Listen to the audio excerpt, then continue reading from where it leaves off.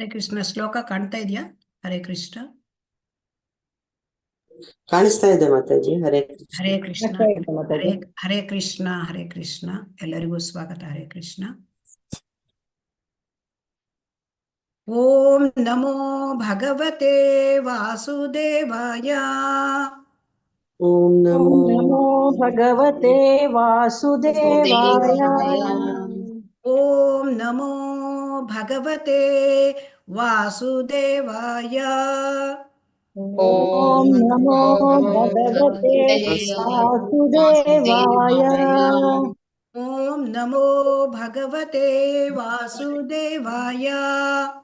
ಓಂ ನಮೋ ಭಗವತೆ ವಾಸುದೇವಾಯ. ನಾರಾಯಣಂ ನಮಸ್ಕೃತ್ಯ ನಮಸ್ಕೃತ್ಯ ನರಂ ಚೈವ ನರೋತ್ತಮಂ ನರಂ ಚೈವ ನರೋತ್ತಮಂ ದೇವೀಂ ಸರಸ್ವತೀಂ ವ್ಯಾಸಂ ಸರಸ್ವತೀಂ ವ್ಯಾಸಂ ತಥೋ ಜಯಮುದೀರಯೇತ್. ತಥೋ ಜಯಮುದೀರಯೇತ್.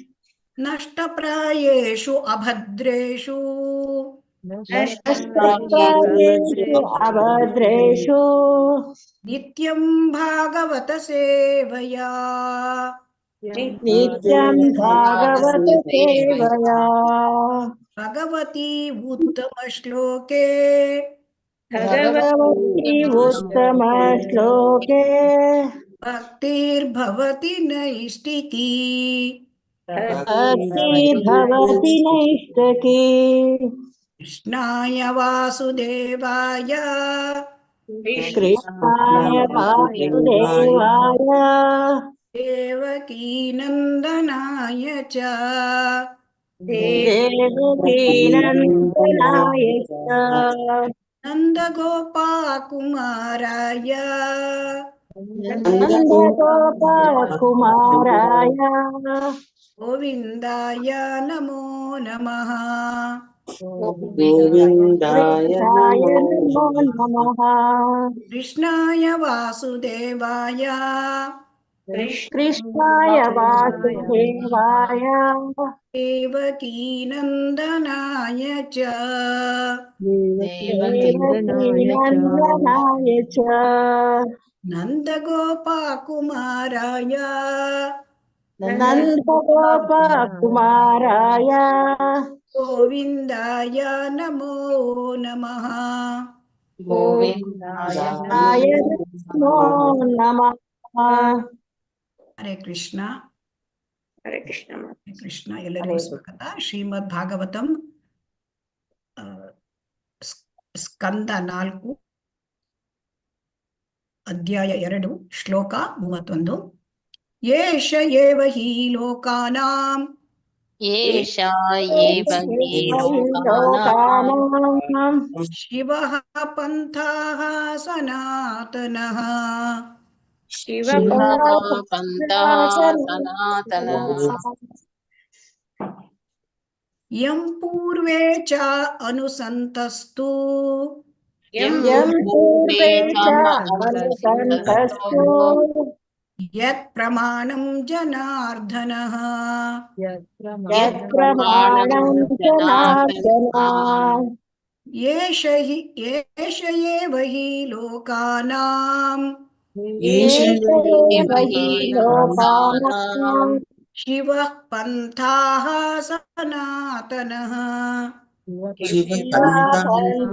ಸನಾತನಃ ಯಂ ಪೂರ್ವೇ ಚ ಅನುಸಂತಸ್ತು ಯಂ ಪೂರ್ವೇ ಚ ಅನುಸಂತಸ್ತು ಯತ್ ಪ್ರಮಾಣಂ ಜನಾರ್ದನಃ ಯತ್ ಪ್ರಮಾಣಂ ಜನಾರ್ದನಃ ಏಷ ಏಷ ವೇದಗಳು ಏವ ಏವ ನಿಶ್ಚಯವಾಗಿಯೂ ನಿಶ್ಚಯವಾಗಿ ಅದಕ್ಕಾಗಿಯೇ ಅದಕ್ಕಾಗಿಯೇ ಲೋಕಾನಾಂ ಲೋಕಾನಾಂ ಎಲ್ಲ ಜನರ ಎಲ್ಲ ಜನರ ಶಿವಃ ಶಿವಃ ಮಂಗಳಕರವು ಮಂಗಳಕರವು ಪಂಥಾಃ ಪಂಥಃ ಮಾರ್ಗವು ಮಾರ್ಗವು ಸನಾತನಃ ಸನಾತನಃ ಶಾಶ್ವತವು ಶಾಶ್ವತವು ಎಂ ಎಂ ಯಾವುದು ಯಾವುದು ವೈದಿಕ ಮಾರ್ಗ ವೈದಿಕ ಮಾರ್ಗ ಪೂರ್ವೇ ಪೂರ್ವೆ ಪೂರ್ವಕಾಲದಲ್ಲಿ ಕಾಲದಲ್ಲಿ ಚ ಚ ಮತ್ತು ಮತ್ತು ಅನುಸಂತಸ್ತುಹು ಅನುಸಂತಸ್ತು ಕಟ್ಟುನಿಟ್ಟಾಗಿ ಅನುಸರಿಸಲಾಗಿತ್ತು ಕಟ್ಟುನಿಟ್ಟಾಗಿ ಅನುಸರಿಸಲಾಗಿತ್ತು ಯತ್ ಯತ್ ಯಾವುದರಲ್ಲಿ ಯಾವುದರಲ್ಲಿ ಪ್ರಮಾಣಂ ಪ್ರಮಾಣಂ ಪ್ರಮಾಣವು ಪ್ರಮಾಣವು ಜನಾರ್ದನಃ ಜನಾರ್ದನಃ ಜನಾರ್ದನನು ಜನಾರ್ದನನು ಮತ್ತು ಭಾವಾರ್ಥ ಶ್ರೀಲ ಪ್ರಭುಪಾದರಿಗೆ ಜಯವಾಗಲಿ. ವೇದಗಳು ಮಾನವ ನಾಗರಿಕತೆಯ ಮಂಗಳಕರ ಪ್ರಗತಿಗೆ ನಿತ್ಯವೂ ನಿಯಂತ್ರಕವೂ ಆದ ತತ್ವಗಳನ್ನು ಒದಗಿಸುತ್ತವೆ. ಅವುಗಳನ್ನು ಹಿಂದಿನ ಕಾಲದಲ್ಲಿ ಕಡ್ಡಾಯವಾಗಿ ಪಾಲಿಸಲಾಗುತ್ತಿತ್ತು.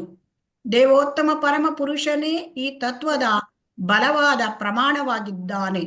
ಅವನನ್ನು ಜನಾರ್ದನ, ಸಮಸ್ತ ಜೀವಿಗಳ ಹಿತವನ್ನು ಬಯಸುವವನು ಎಂದು ಕರೆಯುತ್ತಾರೆ. ರಿಪೀಟ್ ಮಾಡೋಣ. ವೇದಗಳು ಮಾನವ ನಾಗರಿಕತೆಯ ಮಂಗಳಕರ ಪ್ರಗತಿಗೆ ನಿತ್ಯವೂ ನಿಯಂತ್ರಕವೂ ಆದ ತತ್ವಗಳನ್ನು ಒದಗಿಸುತ್ತವೆ. ಅವುಗಳನ್ನು ಹಿಂದಿನ ಕಾಲದಲ್ಲಿ ಕಡ್ಡಾಯವಾಗಿ ಪಾಲಿಸಲಾಗುತ್ತಿತ್ತು. ದೇವೋತ್ತಮ ಪರಮ ಪುರುಷನೇ ಈ ತತ್ವದ ಬಲವಾದ ಪ್ರಮಾಣವಾಗಿದ್ದಾನೆ. ಅವನನ್ನು ಜನಾರ್ದನ, ಸಮಸ್ತ ಜೀವಿಗಳ ಹಿತವನ್ನು ಬಯಸುವವನು ಎಂದು ಕರೆಯುತ್ತಾರೆ.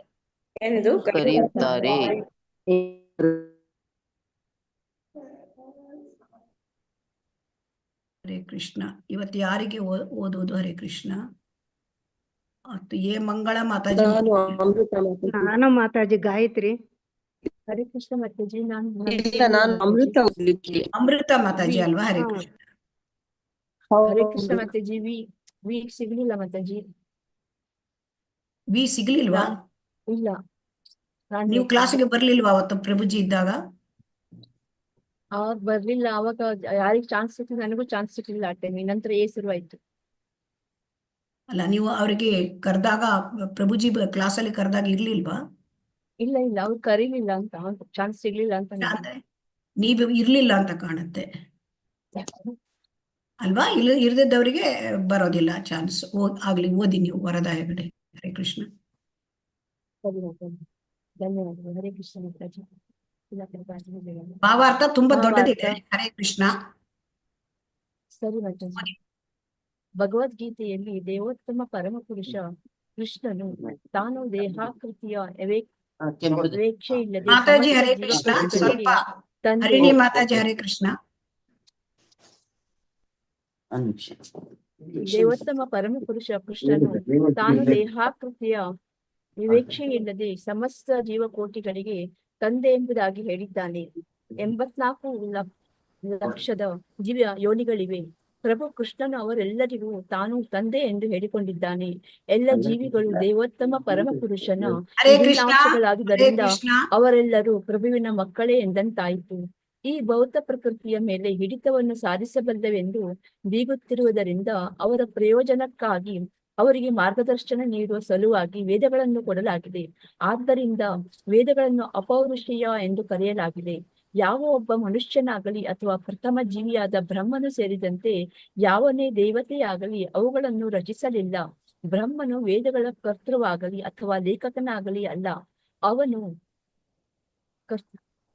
ಅವನು ಈ ಭೌತ ಪ್ರಪಂಚದ ಜೀವಿಗಳಲ್ಲಿ ಒಬ್ಬ.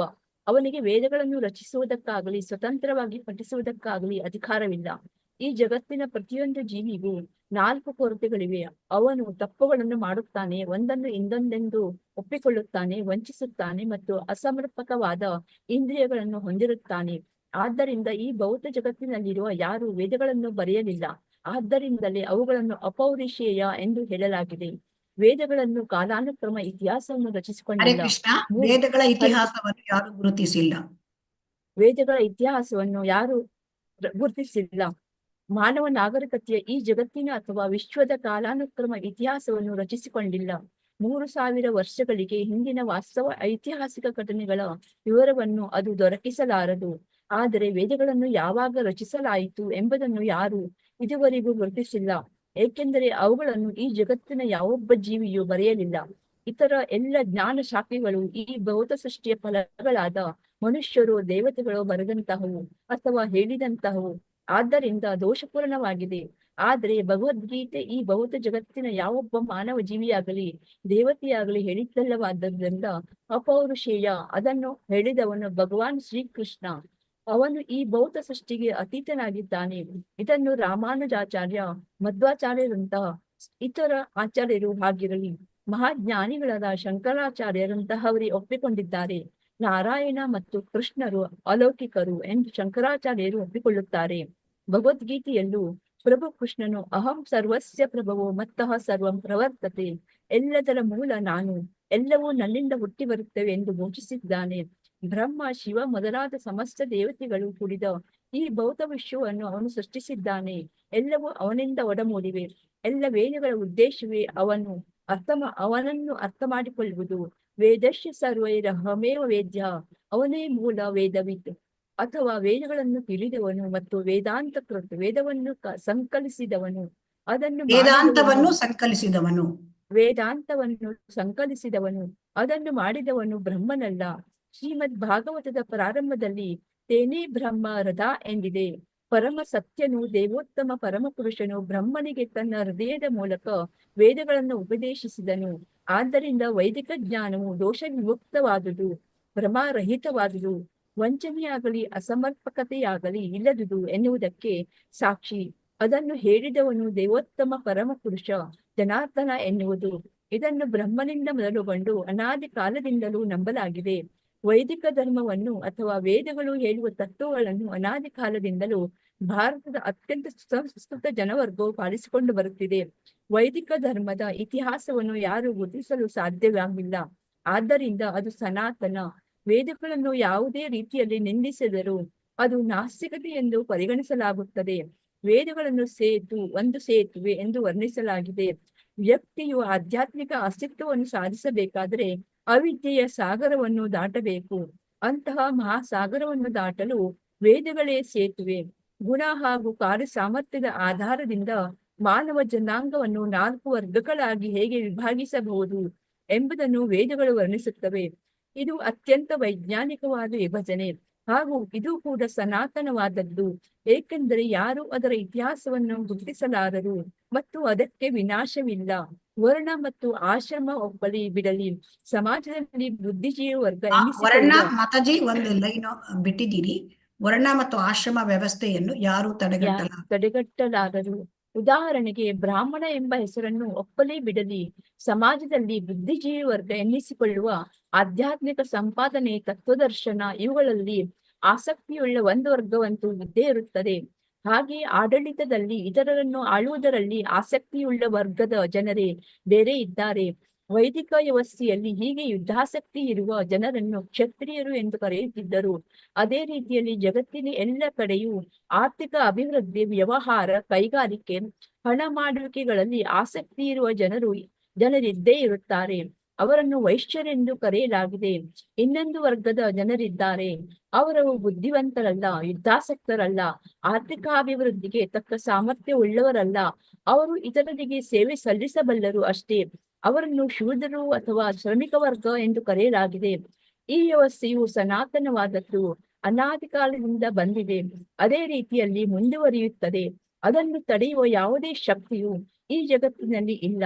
ಆದ್ದರಿಂದ ಈ ಸನಾತನ ಧರ್ಮ ವ್ಯವಸ್ಥೆಯು ನಿತ್ಯವಾದುದರಿಂದ ವೈದಿಕ ತತ್ವಗಳನ್ನು ಪಾಲಿಸುವುದರ ಮೂಲಕ ವ್ಯಕ್ತಿಯು ಆಧ್ಯಾತ್ಮಿಕ ಜೀವನದ ಅತ್ಯುನ್ನತ ಮಟ್ಟವನ್ನು ಸಾಧಿಸಬಲ್ಲನು. ಹಿಂದೆ ಋಷಿಮುನಿಗಳು ಈ ವ್ಯವಸ್ಥೆಯನ್ನು ಪಾಲಿಸುತ್ತಿದ್ದರೆಂದು ಹೇಳಲಾಗಿದೆ. ಆದ್ದರಿಂದ ಈ ವೈದಿಕ ವ್ಯವಸ್ಥೆಯನ್ನು ಪಾಲಿಸುವುದೆಂದರೆ ಸಮಾಜದ ಪ್ರಮಾಣಯುತ ನೀತಿ ಸಂಹಿತೆಯನ್ನು ಪಾಲಿಸಿದಂತಾಗುತ್ತದೆ. ಆದರೆ ಕುರುಕರು, ಮಾದಕ ವಸ್ತುಗಳ ಮತ್ತು ಲೈಂಗಿಕ ಜೀವನದ ಗೀಳು ಹಿಡಿದವರು ಆದ ಮೀಯದ, ಗಾಂಜಾ ಸೇದುವ ಶಿವನ ಅನುಯಾಯಿಗಳೆನಿಸಿದವರು ಎಲ್ಲ ಮಾನವೀಯ ನೀತಿಯ ನಿಯಮಗಳಿಗೆ ವಿರುದ್ಧವಾಗಿದ್ದಾರೆ. ಸಾರಾಂಶವಿಷ್ಟೇ, ವೈದಿಕ ತತ್ವಗಳಿಗೆ ವಿರುದ್ಧವಾದ ಬಂಡೇಳುವವರು ವೇದಗಳು ಪ್ರಮಾಣವೆನ್ನುವುದಕ್ಕೆ ತಾವೇ ಸಾಕ್ಷಿ. ಏಕೆಂದರೆ ವೈದಿಕ ತತ್ವಗಳನ್ನು ಪಾಲಿಸದೆ ಅವರು ಪಶುಗಳಂತಾಗುತ್ತಾರೆ. ಇಂತಹ ಪಾಶವಿ ವ್ಯಕ್ತಿಗಳೇ ವೈದಿಕ ನಿಯಮಾವಳಿಗಳ ಪಾರಮ್ಯಕ್ಕೆ ಸಾಕ್ಷಿಯಾಗಿದ್ದಾರೆ. ಹರೇ ಕೃಷ್ಣ ಮಾತಾಜಿ. ಧನ್ಯವಾದಗಳು ಮಾತಾಜಿ. ಹರೇ ಕೃಷ್ಣ.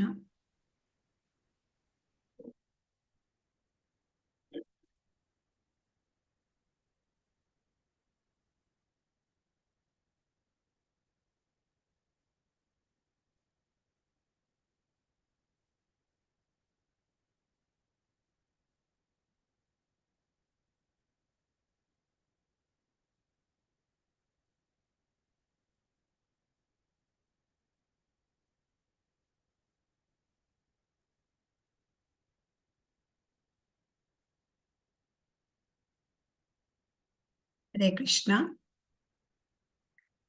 ಏಷ ಏವ ಹಿ ಲೋಕಾನಾಂ ಶಿವಃ ಪಂಥಾಃ ಸನಾತನಃ ಯಂ ಪೂರ್ವೇ ಚ ಅನುಸಂತಸ್ಥುಃ ಯತ್ ಪ್ರಮಾಣಂ ಜನಾರ್ದನಃ. ಏಷ ಏವ ಹಿ ಲೋಕಾನಾಂ ಶಿವಃ ಪಂಥಾಃ ಸನಾತನಃ ಯಂ ಪೂರ್ವೇ ಚ ಅನುಸಂತಸ್ತುಃ ಯತ್ ಪ್ರಮಾಣಂ ಜನಾರ್ದನಃ. ಅನುವಾದ: ವೇದಗಳು ಮಾನವ ನಾಗರಿಕತೆಯ ಮಂಗಳಕರ ಪ್ರಗತಿಗೆ ನಿತ್ಯವೂ ನಿಯಂತ್ರಕವೂ ಆದ ತತ್ವಗಳನ್ನು ಒದಗಿಸುತ್ತವೆ. ಅವುಗಳನ್ನು ಹಿಂದಿನ ಕಾಲದಲ್ಲಿ ಕಡ್ಡಾಯವಾಗಿ ಪಾಲಿಸಲಾಗುತ್ತಿತ್ತು. ದೇವೋತ್ತಮ ಪರಮ ಪುರುಷನೇ ಈ ತತ್ವದ ಬಲವಾದ ಪ್ರಮಾಣವಾಗಿದ್ದಾನೆ. ಅವನನ್ನು ಜನಾರ್ದನ, ಸಮಸ್ತ ಜೀವಿಗಳ ಹಿತವನ್ನು ಬಯಸುವವನು ಎಂದು ಕರೆಯುತ್ತಾರೆ. ಓಂ ನಮೋ ಭಗವತೆ ವಾಸುದೇವಾಯ. ಓಂ ಅಜ್ಞಾನತಿಮಿರಾಂಧಸ್ಯ ಜ್ಞಾನಾಂಜನಶಲಾಕಯ ಚಕ್ಷುರುನ್ಮೀಲಿತಂ ಯೇನ ತಸ್ಮೈ ಶ್ರೀ ಗುರವೇ ನಮಃ. ಶ್ರೀಚೈತನ್ಯಮನೋಭೀಷ್ಟಂ ಸ್ಥಾಪಿತಂ ಯೇನ ಭೂತಲೆ ಸ್ವಯಂ ರೂಪಃ ಕದಾ ಮಹ್ಯಂ ದದಾತಿ ಸ್ವಪದಾಂತಿಕಂ. ವಂದೇಹಂ ಶ್ರೀಗುರೋಃ ಶ್ರೀಯುತಪದಕಮಲಂ ಶ್ರೀಗುರೂನ್ ವೈಷ್ಣವಾಂಶ್ಚ ಶ್ರೀರೂಪಂ ಸಾಗ್ರಜಾತಂ ಸಹಗಣ ರಘುನಾಥಾನ್ವಿತಂ तं सजीवं साद्वैतं सावधूतं परिजनसहितं कृष्णचैतन्यदेवं श्रीराधाकृष्णपादान् सहगणललिता श्रीविशाखान्वितांश्च. हे कृष्णा करुणा सिन्धो दीनबन्धो जगत्पते गोपेशा गोपिका कान्ता राधाकान्ता नमोऽस्तुते. तप्तकाञ्चन गौराङ्गी राधे वृन्दावनेश्वरी ವೃಷಭಾನುಸುತೆ ದೇವಿ ಪ್ರಣಮಾಮಿ ಹರಿಪ್ರಿಯೇ. ವಾಂಛಾಕಲ್ಪತರುಭ್ಯಶ್ಚ ಕೃಪಾ ಸಿಂಧುಭ್ಯ ಏವ ಚ ಪತಿತಾನಾಂ ಪಾವನೇಭ್ಯೋ ವೈಷ್ಣವೇಭ್ಯೋ ನಮೋ ನಮಃ. ಜಯ ಶ್ರೀ ಕೃಷ್ಣ ಚೈತನ್ಯ ಪ್ರಭು ನಿತ್ಯಾನಂದ ಶ್ರೀ ಅದ್ವೈತ ಗದಾಧರ ಶ್ರೀವಾಸಾದಿ ಗೌರಭಕ್ತವೃಂದ. ಹರೇ ಕೃಷ್ಣ. ಹರೇ ಕೃಷ್ಣ. ಎಲ್ಲರಿಗೂ ಶ್ರೀಮದ್ ಭಾಗವತ ತರಗತಿಗೆ ಸ್ವಾಗತ. ಹರೇ ಕೃಷ್ಣ. ನನಗೆ ಭಾಗವತ ತರಗತಿ ಮಾಡಲಿಕ್ಕೆ ಯಾವ ಅರ್ಹತೆ ಕೂಡ ಇಲ್ಲ. ಆದರೆ ಪ್ರಭುಜಿಯವರು 3 ದಿನ ತರಗತಿಯನ್ನು ಮಾಡಲಿಕ್ಕೆ ತಿಳಿಸಿದ್ದಾರೆ. ಅವರಿಗೆ ಅವರು ಇಲ್ಲ, ಅದಕ್ಕಾಗಿ ಹಾಗಾಗಿ ಅವರ ಒಂದು ಆರ್ಡರ್ ಪ್ರಕಾರ ಇದನ್ನು ನಾನು ಮಾಡ್ತಾ ಇದ್ದೇನೆ. ಹರೇ ಕೃಷ್ಣ. ಈ ಶ್ರೀಮದ್ ಭಾಗವತದ ಈ ಶ್ಲೋಕ, ಇದರಲ್ಲಿ ಶ್ರೀಲ ಪ್ರಭುಪಾದರು ನಮಗೆ ಏನು ತಿಳಿಸ್ಲಿಕ್ಕೆ ಬಯಸ್ತಾರೆ ಅದನ್ನ ನಾನು ನಿಮಗೆ ಅರ್ಥವಾಗುವ ಹಾಗೆ ತಿಳಿಸುವಂತೆ ಆಗಲಿ ಅಂತ ನಾನು ಶ್ರೀಲ ಪ್ರಭುಪಾದರಲ್ಲಿ ಶ್ರೀ ರಾಧಾ ಗೋವಿಂದರಲ್ಲಿ ನಾನು ಪ್ರಾರ್ಥನೆ ಮಾಡಿಕೊಳ್ತೇನೆ. ಹರೇ ಕೃಷ್ಣ. ಹರೇ ಕೃಷ್ಣ. ಎಲ್ಲರಿಗೂ ಹರೇ ಕೃಷ್ಣ. ಈ ಶ್ಲೋಕ ಇದು ಭೃಗುಮುನಿ ನಂದೀಶ್ವರನನ್ನ ಶಪಿಸಿದುದರ ಮುಂದುವರೆದ ಭಾಗ. ಇಲ್ಲಿ ನಮಗೆಲ್ಲರಿಗೂ ಗೊತ್ತಿದೆ, ಶಿವನನ್ನ ದಕ್ಷ ಶಪಿಸಿದ. ದಕ್ಷನ ಶಾಪಕ್ಕೆ ಶಿವ ಯಾವ ಪ್ರತಿಕ್ರಿಯೆಯನ್ನು ವ್ಯಕ್ತಪಡಿಸಲಿಲ್ಲ. ಆದರೆ ಶಿವನ ಪ್ರಮುಖ ಗಣ ನಂದೀಶ್ವರ ಅವರು ದಕ್ಷನಿಗೆ ಮತ್ತು ಆ ಬ್ರಾಹ್ಮಣರಿಗೆ ಶಾಪವನ್ನು ಕೊಟ್ಟ. ಕೇವಲ ದಕ್ಷನಿಗೆ ಶಾಪ ಕೊಟ್ಟಿದ್ರೆ ಇಷ್ಟೊಂದು ಪರಿಣಾಮ ಆಗ್ತಿರ್ಲಿಲ್ಲಂತೆ. ಅವನು ಬ್ರಾಹ್ಮಣರಿಗೂ ಕೂಡ ಆ ದಕ್ಷ ಏನು ಶಾಪ ಕೊಟ್ಟಿದ್ದಾನೆ ಅದನ್ನು ಕೇಳಿ ಸುಮ್ಮನೆ ಕೇಳಿಸ್ಕೊಂಡಂತಹ ಆ ಬ್ರಾಹ್ಮಣರಿಗೆ ಕೂಡ ಶಾಪವನ್ನು ಕೊಟ್ಟಿದ್ದಾನೆ. ಸೊ ಇದಾದ ಮೇಲೆ ಆ ಭೃಗುಮುನಿ ನಂದೀಶ್ವರನಿಗೆ ಪ್ರತಿಶಾಪವನ್ನು ಕೊಟ್ಟಿದ್ದಾರೆ. ಸೊ ಏನು ಹೇಳಿದ್ರು ನಂದೀಶ್ವರ? ಹರೇ ಕೃಷ್ಣ. ಯಾರಾದ್ರೂ ಭೃಗುಮುನಿ ನಂದೀಶ್ವರಿಗೆ ಏನು ಶಾಪ ಕೊಟ್ಟರು? ಹರೇ ಕೃಷ್ಣ. ಹರೇ ಕೃಷ್ಣ. ಯಾರಾದ್ರೂ ಹೇಳ್ತೀರಾ? ಹರೇ ಕೃಷ್ಣ.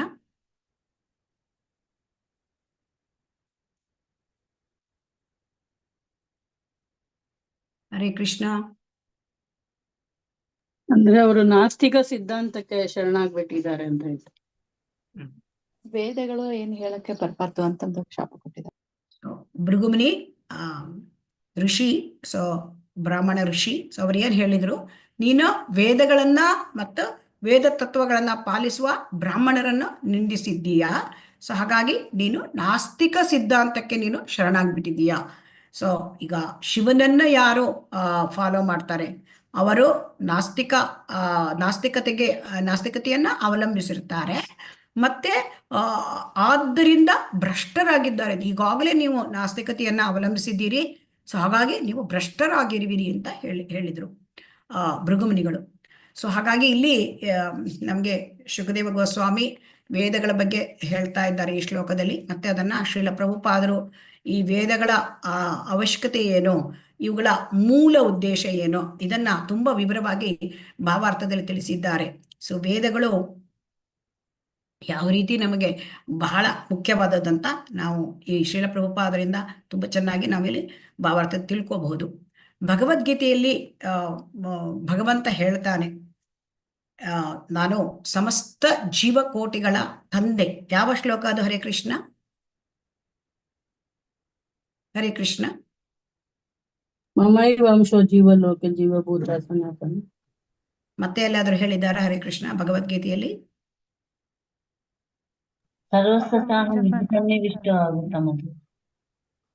ಹರೇ ಕೃಷ್ಣ. ಸೊ ಭಗವದ್ಗೀತೆಯಲ್ಲಿ ಹೇಳಿದ್ದಾರೆ, ಸರ್ವ ಯೋನಿಷು ಕೌಂತೆಯ ಅಹಂ ಬೀಜ ಪ್ರದಃ ಪಿತಾ. ಇಲ್ಲಿ ಹೇಳ್ತಾರೆ, ಸರ್ವ ಯೋನಿಷು ಕೌಂತೆಯ ಅಹಂ ಬೀಜ ಪ್ರದಃ ಪಿತಾ. ಅಂದ್ರೆ ಎಲ್ಲ ಸಮಸ್ತ ಜೀವಕೋಟಿಗಳು ಅವರಿಗೆಲ್ಲ ನಾನೇ ತಂದೆ ಅಂತ ಕೃಷ್ಣ ಡಿಕ್ಲೇರ್ ಮಾಡಿದ್ದಾರೆ ಭಗವದ್ಗೀತೆಯಲ್ಲಿ. ಆಮೇಲೆ 15ನೇ ಅಧ್ಯಾಯದಲ್ಲಿ ಕೂಡ ಹೇಳಿದ್ದಾರೆ, ಮಮ ಇವಾಂಶೋ ಜೀವಲೋಕೆ ಜೀವಭೂತ ಸನಾತನಃ ಮನಃಷ್ಟಾನಿ ಇಂದ್ರಿಯಾಣಿ ಪ್ರಕೃತಿ ಸ್ಥಾನಿ ಕರ್ಷ್ಯತಿ. ಅಲ್ಲೇನು ಹೇಳ್ತಾರೆ? ಮಮ ಯುವಾಂಶೋ ಜೀವಲೋಕೆ.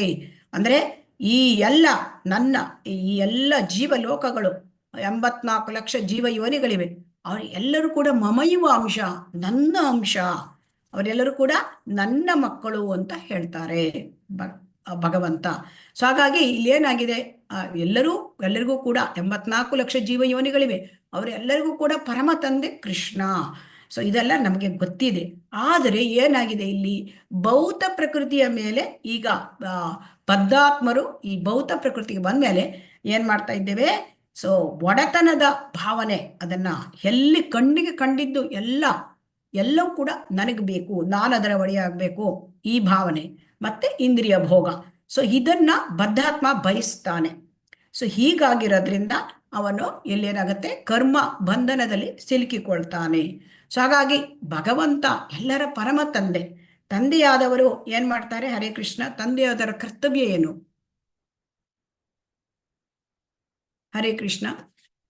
ಮಕ್ಕಳ ಇಚ್ಛೆಗಳನ್ನು ಪಾಲನೆ ಮಾಡುವುದು, ಮಕ್ಕಳನ್ನ ಸಂರಕ್ಷಿಸೋದು, ಮತ್ತೆ ಮಕ್ಕಳ ಸಂರಕ್ಷಿಸೋದು ಅಷ್ಟೇನಾ? ಹರೇ ಕೃಷ್ಣ. ಒಳ್ಳೆ ದಾರಿನಲ್ಲಿ ಒಳ್ಳೆ ದಾರಿಗೆ ಕರ್ಕೊಂಡು ಬರೋದು. ಒಳ್ಳೆ ದಾರಿಗೆ ತಗೊಂಡು ಬರೋದು.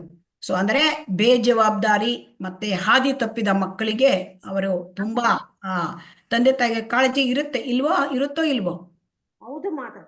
ಹಾಗಾಗಿ ಈ ಬದ್ಧಾತ್ಮರು ದಾರಿ ತಪ್ಪಿದ ಮಕ್ಕಳು.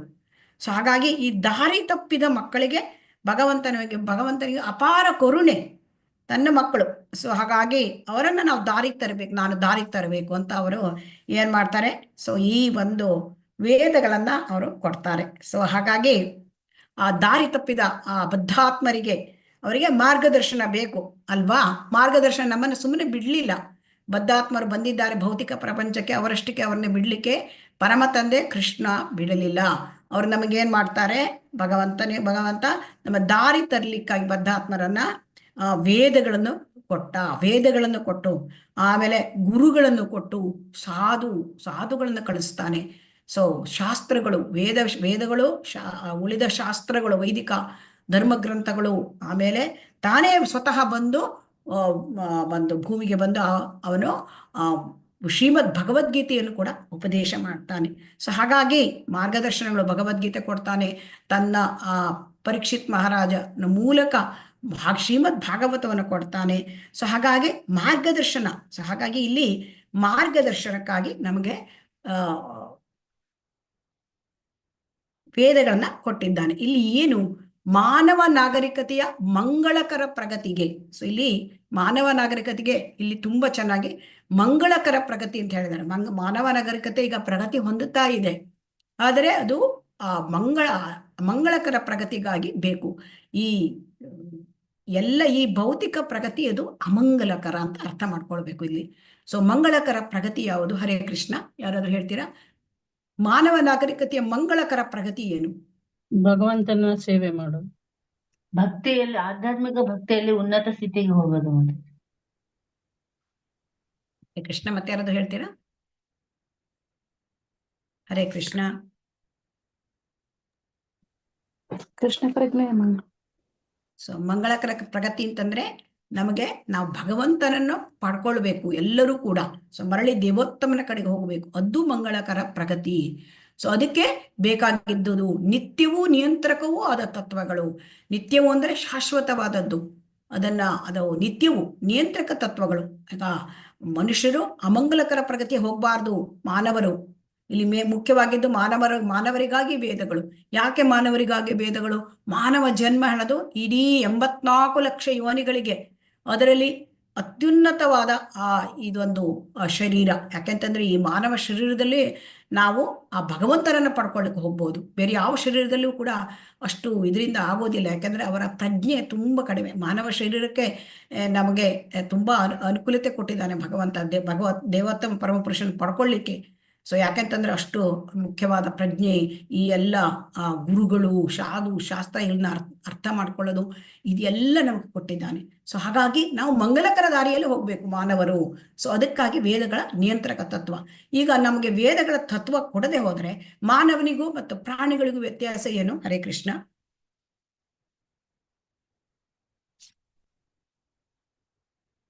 ಹರೇ ಕೃಷ್ಣ. ಮಾನವರಿಗೆ ಬುದ್ಧಿ ಇರುತ್ತೆ ಮಾತಾಜಿ, ಮಾತಾಜಿ. ಪ್ರಾಣಿಗಳಿಗೆ ಬುದ್ಧಿಶಕ್ತಿ ಇರೋದಿಲ್ಲ. ಬುದ್ಧಿ ನಮ್ಗಿನ ಹೆಚ್ಚಾಗಿರುತ್ತೆ ಮಾತಾಜಿ. ಧರ್ಮನೇ ಮೇನು, ಯಾಕಂದ್ರೆ ಅದಕ್ಕೆ ಧರ್ಮ ಇರೋದಿಲ್ಲಲ್ಲ. ಹರೇ ಕೃಷ್ಣ. ಸೊ ಆಹಾರ ನಿದ್ರಾ ಭಯಮೈಥುನ ಅಂತ. ಹರೇ ಕೃಷ್ಣ, ಧನ್ಯವಾದಗಳು. ಆಹಾರ ನಿದ್ರಾ ಭಯಮೈಥುನಂ ಚ, ಇದು ಆಹಾರ ನಿದ್ರಾ ಭಯಮೈಥುನ ಹೇಳೋದು ಪ್ರಾಣಿಗಳಿಗೂ ಇದೆ, ಮನುಷ್ಯರಿಗೂ ಇದೆ.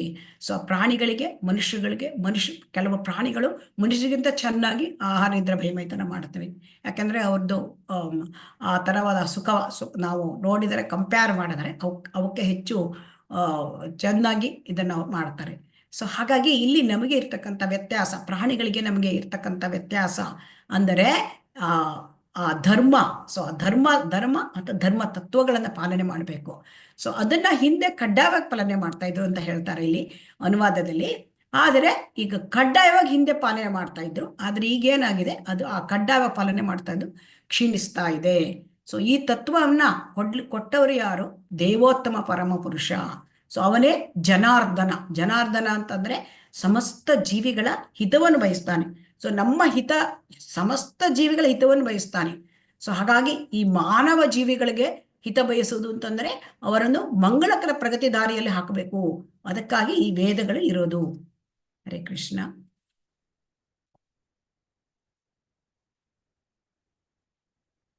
ಸೊ ಅದರಿಂದ ಇವನು ಮಂಗಳಕರವಾದ ದಾರಿಗಾಗಿ ಇದನ್ನ ನಮಗೆ ಕೊಟ್ಟಿದ್ದಾರೆ. ಬದ್ಧಾತ್ಮರ ಮಾರ್ಗದರ್ಶನಕ್ಕಾಗಿ ನಮಗೆ ಈ ವೇದಗಳನ್ನ ಕೊಟ್ಟಿದ್ದಾರೆ. ಸೊ ಹಾಗಾಗಿ ಈ ಐಕ ಜಗತ್ತನ್ನು ಭಗವಂತ ಸೃಷ್ಟಿ ಮಾಡಿದ. ಆಮೇಲೆ ಈ ಐಕ ಜಗತ್ತಿನಲ್ಲಿ ಜೀವಿಗಳು ಐಕ ಬಂಧನಕ್ಕೆ ನಾವು ಒಳಗಾಗಿದ್ದಾರೆ, ಬದ್ಧಾತ್ಮರು. ಯಾಕೆ? ಕರ್ಮ ಬಂಧನದಲ್ಲಿ ಸಿಕ್ಕಿದ್ದಾರೆ. ಸೊ ಅದಕ್ಕಾಗಿಯೇ ಅದರಿಂದ ಹೊರಗೆ ಬರುವುದು ಹೇಗೆ, ಇದನ್ನು ಮಾರ್ಗದರ್ಶನ ಮಾಡ್ಲಿಕ್ಕಾಗಿ ಈ ವೈದಿಕ ಜ್ಞಾನ ಅಂತ ಹೇಳಿದರು. ಸೊ ವೇದ ಅಂದ್ರೆ ಏನು? ಹರೇ ಕೃಷ್ಣ.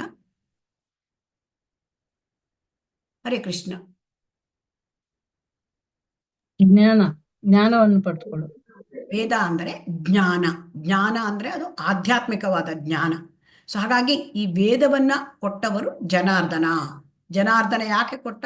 ಎಲ್ಲ ಜೀವಿಗಳ ಹಿತವನ್ನು ಬಯಸುವವನು. ಸೊ ಹಾಗಾಗಿ ಅದನ್ನ ಕೊಟ್ಟ. ಸೊ ವ್ಯಕ್ತಿ ನಮ್ಗೆ ಮುಂದಿನ ಜನ್ಮದಲ್ಲಿ ತನ್ನನ್ನು ಹೇಗೆ ಉದ್ಧರಿಸ್ಕೊಳ್ಬೇಕು ಇದರ ಬಗ್ಗೆ ವೇದಗಳು ಉಪದೇಶ ಮಾಡ್ತವೆ. ಮುಂದಿನ ಜನ್ಮದಲ್ಲಿ ನಾವು ಹೇಗೆ ಉದ್ಧಾರ ಮಾಡ್ಕೊಳ್ಬೇಕು, ನಾವು ಹೇಗೆ ಮುಂದೆ, ನಮ್ಮ ಉದ್ದೇಶ ಏನು. ಸೊ ಹಾಗಾಗಿ ಈ ವೇದಗಳ ಉಪದೇಶ ಅಂದ್ರೆ ತಾಯಿ, ವೇದ ತಾಯಿ ಇದ್ದಂತೆ. ಸೊ ವೇದವನ್ನು ಯಾರು ತಿಳ್ಕೊಂಡಿರ್ತಾರೆ, ಆ ಬ್ರಾಹ್ಮಣರು, ಗುರುಗಳು, ಅವರು ತಂದೆ ಇದ್ದಂತೆ. ಸೊ ಹಾಗಾಗಿ ವೇದ ತಾಯಿಗೆ ಎಷ್ಟು ಕಾಳಜಿ ಇರುತ್ತೆ ನಮ್ಮ ಮೇಲೆ, ಸೊ ಅದೇ ತರ ವೇದಗಳಿಗೆ ಕಾಳಜಿ ಇದೆ. ಸೊ ಆದ್ದರಿಂದ ಈ ಬ್ರಾಹ್ಮಣರಾದವರು ಅದನ್ನು ವೇದಗಳನ್ನ ಅರಿತಿರ್ತಾರೆ. ಸೊ ಹಾಗಾಗಿ ಅವರು ತಂದೆ ತರ ನಮಗೆ ಅವರು ರಕ್ಷಣೆ ಕೊಡ್ತಾರೆ. ತಾಯಿ ನಮಗೆ ಹೇಗೆ ಯಾವ ರೀತಿ ಕಾಳಜಿ ವಹಿಸ್ತಾಳೆ, ತಂದೆ ಹೇಗೆ ರಕ್ಷಣೆ ಕೊಡ್ತಾರೆ ಹಾಗೆ. ಸೊ ಆದ್ದರಿಂದ ಈ ವೇದಗಳನ್ನು ವ್ಯಕ್ತಿ ನಿಂದಿಸಿದರೆ ಅವನು ನಾಸ್ತಿಕತೆಯ ಹಂತಕ್ಕೆ ತಲುಪ್ತಾರೆ. ಸೊ ಹಾಗಾಗಿ ಇಲ್ಲಿ ಈ ವೇದಗಳನ್ನ ನಾವು ನಿಂದಿಸುವವರನ್ನ ನಾಸ್ತಿಕರು ಅಂತ ಕರೀತಾರೆ. ಸೊ ಈ ವೇದಗಳು ಅಪೌರುಷೇಯ ಅಂತ ಹೇಳ್ತಾರೆ. ಆ ವೇದಗಳು ಅಪೌರುಷೇಯ ಅಂತ ಯಾಕೆ ಹೇಳ್ತಾರೆ? ಹರೇ ಕೃಷ್ಣ. ಅಪೌರುಷೇಯ ಅಂದ್ರೆ ಏನು? ಭಗವಂತನಿಂದ ಯಾವ ಕಳಂಕ ಇಲ್ಲದೆ ಇರೋದು. ಭಗವಂತನ ಬಾಯಿಂದ ಬಂದಿರೋದ್ರಿಂದ ಅಪೌರುಷೇಯ ಗ್ರಂಥ ಅಂತ ಹೇಳ್ತಾರೆ. ಸಾಮಾನ್ಯ ಮನುಷ್ಯರಿಂದಾಗಲಿ ದೇವತೆಗಳಿಂದಾಗಲಿ ಇದು ರಚಿತವಾಗಿಲ್ಲ, ಭಗವಂತನಿಂದಲೇ ರಚಿತವಾಗಿದೆ. ಹಾಗಾಗಿ ಇಲ್ಲಿ ಪುರುಷ ಅಂದ್ರೆ ವ್ಯಕ್ತಿ. ಸೊ ಅಪುರುಷೇಯ ಅಂದ್ರೆ ಇಲ್ಲಿ ಬ್ರಹ್ಮನು ಕೂಡ ವೇದಗಳನ್ನ ಮಾಡಿಲ್ಲ. ಸೊ ದೇವತೆಗಳು, ಸೊ ಅದು ತುಂಬಾ ಅಂದ್ರೆ ದೇವತೆಗಳೆಲ್ಲ ಪ್ರಮುಖರಾದರು. ಬ್ರಹ್ಮನೇ ವೇದಗಳನ್ನ ಸೃಷ್ಟಿ ಮಾಡಿಲ್ಲಂತೆ, ವೇದಗಳನ್ನ ಅವನು ರಚಿಸಲಿಲ್ಲ. ಬೇರೆ ದೇವತೆಗಳು ಕೂಡ ರಚಿಸಲಿಲ್ಲ, ಮನುಷ್ಯರು ಕೂಡ ಈ ವೇದಗಳನ್ನ ರಚಿಸಲಿಲ್ಲ. ಹಾಗಾಗಿ ಇಲ್ಲಿ ಯಾಕೆ ಈ ರೀತಿ ಈ ಭೌತ ಪ್ರಪಂಚದಲ್ಲಿ ಜೀವಿಗಳಿಗೆ ವೇದಗಳನ್ನು ರಚಿಸಲಿಕ್ಕೆ ಯಾಕೆ ಸಾಧ್ಯ ಇಲ್ಲ, ಯಾಕೆ ಅಧಿಕಾರ ಇಲ್ಲ? ಯಾಕೆಂತಂದ್ರೆ ಈ ಭೌತಿಕ ಪ್ರಪಂಚದಲ್ಲಿ ಇರ್ತಕ್ಕಂಥ ಎಲ್ಲ ಜೀವಿಗಳು, ಅವರಿಗೆ 4 ದೋಷಗಳಿವೆ.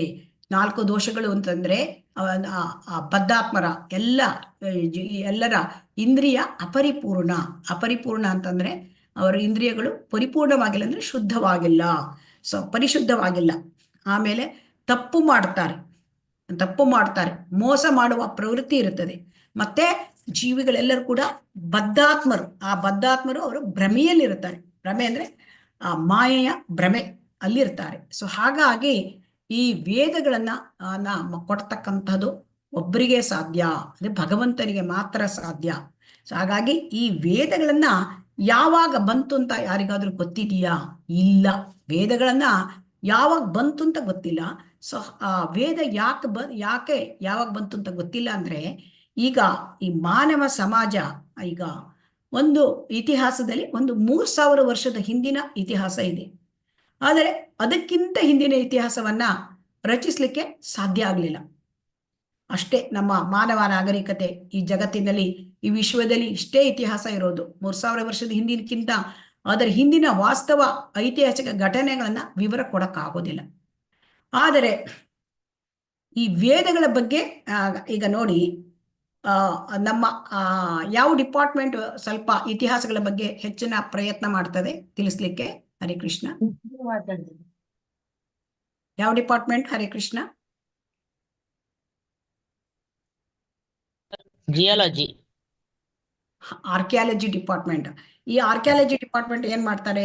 ಎಲ್ಲ ಖನನ ಮಾಡಿ ಅವರ ಬೋನ್ಸ್ ಏನ್ ಸಿಕ್ಕತ್ತೆ, ಪಾಟ್ರಿ ಏನ್ ಸಿಕ್ಕತ್ತೆ, ಅದ್ರ ಮೇಲೆಲ್ಲ ಇದು ಮೆಸೊಪೊಟೇಮಿಯಂ ನಾಗರಿಕತೆ, ಇದು ಈ ನಾಗರಿಕತೆ, ಆ ಪಿರಮಿಡ್ಗಳೆಲ್ಲ ತೆಗೆದು ನೋಡೋದು, ಎಷ್ಟೋ ನೋಡ್ತಾರೆ. ಆದ್ರೆ ಅವರಿಗೆ ವೇದಗಳ ಬಗ್ಗೆ ಅವರಿಗೆ ಏನೂ ಕೂಡ ಹೇಳಲಿಕ್ಕೆ ಇವತ್ತಿಗೂ ಕೂಡ ಆಗಿಲ್ಲ.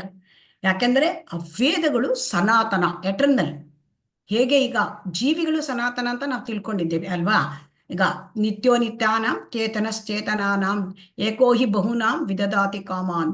ಜೀವಿಗಳು ಸನಾತನ, ಭಗವಂತನೂ ಸನಾತನ ತಿಳ್ಕೊಂಡಿದ್ದೇವೆ. ಅದೇ ತರಹ ವೇದಗಳು ಸನಾತನ. ಇದು ವೇದಗಳು ಸನಾತನ ಅಂದ್ರೆ ಯಾವಾಗ ಬಂದಿದೆ, ಯಾವ ಕಾಲ ಗೊತ್ತಿಲ್ಲ.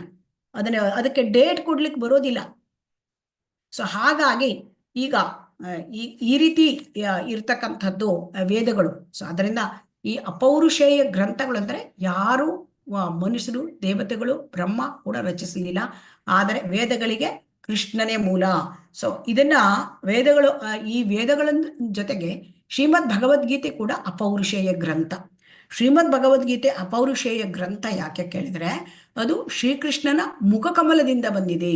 ಶ್ರೀಕೃಷ್ಣನೇ ಅದನ್ನ ಹಾಡಿದ್ದಾನೆ ಭಗವದ್ಗೀತೆಯನ್ನ. ಸೊ ಹಾಗಾಗಿ ಅದು ಕೂಡ ಅಪೌರುಷೇಯ ಗ್ರಂಥ.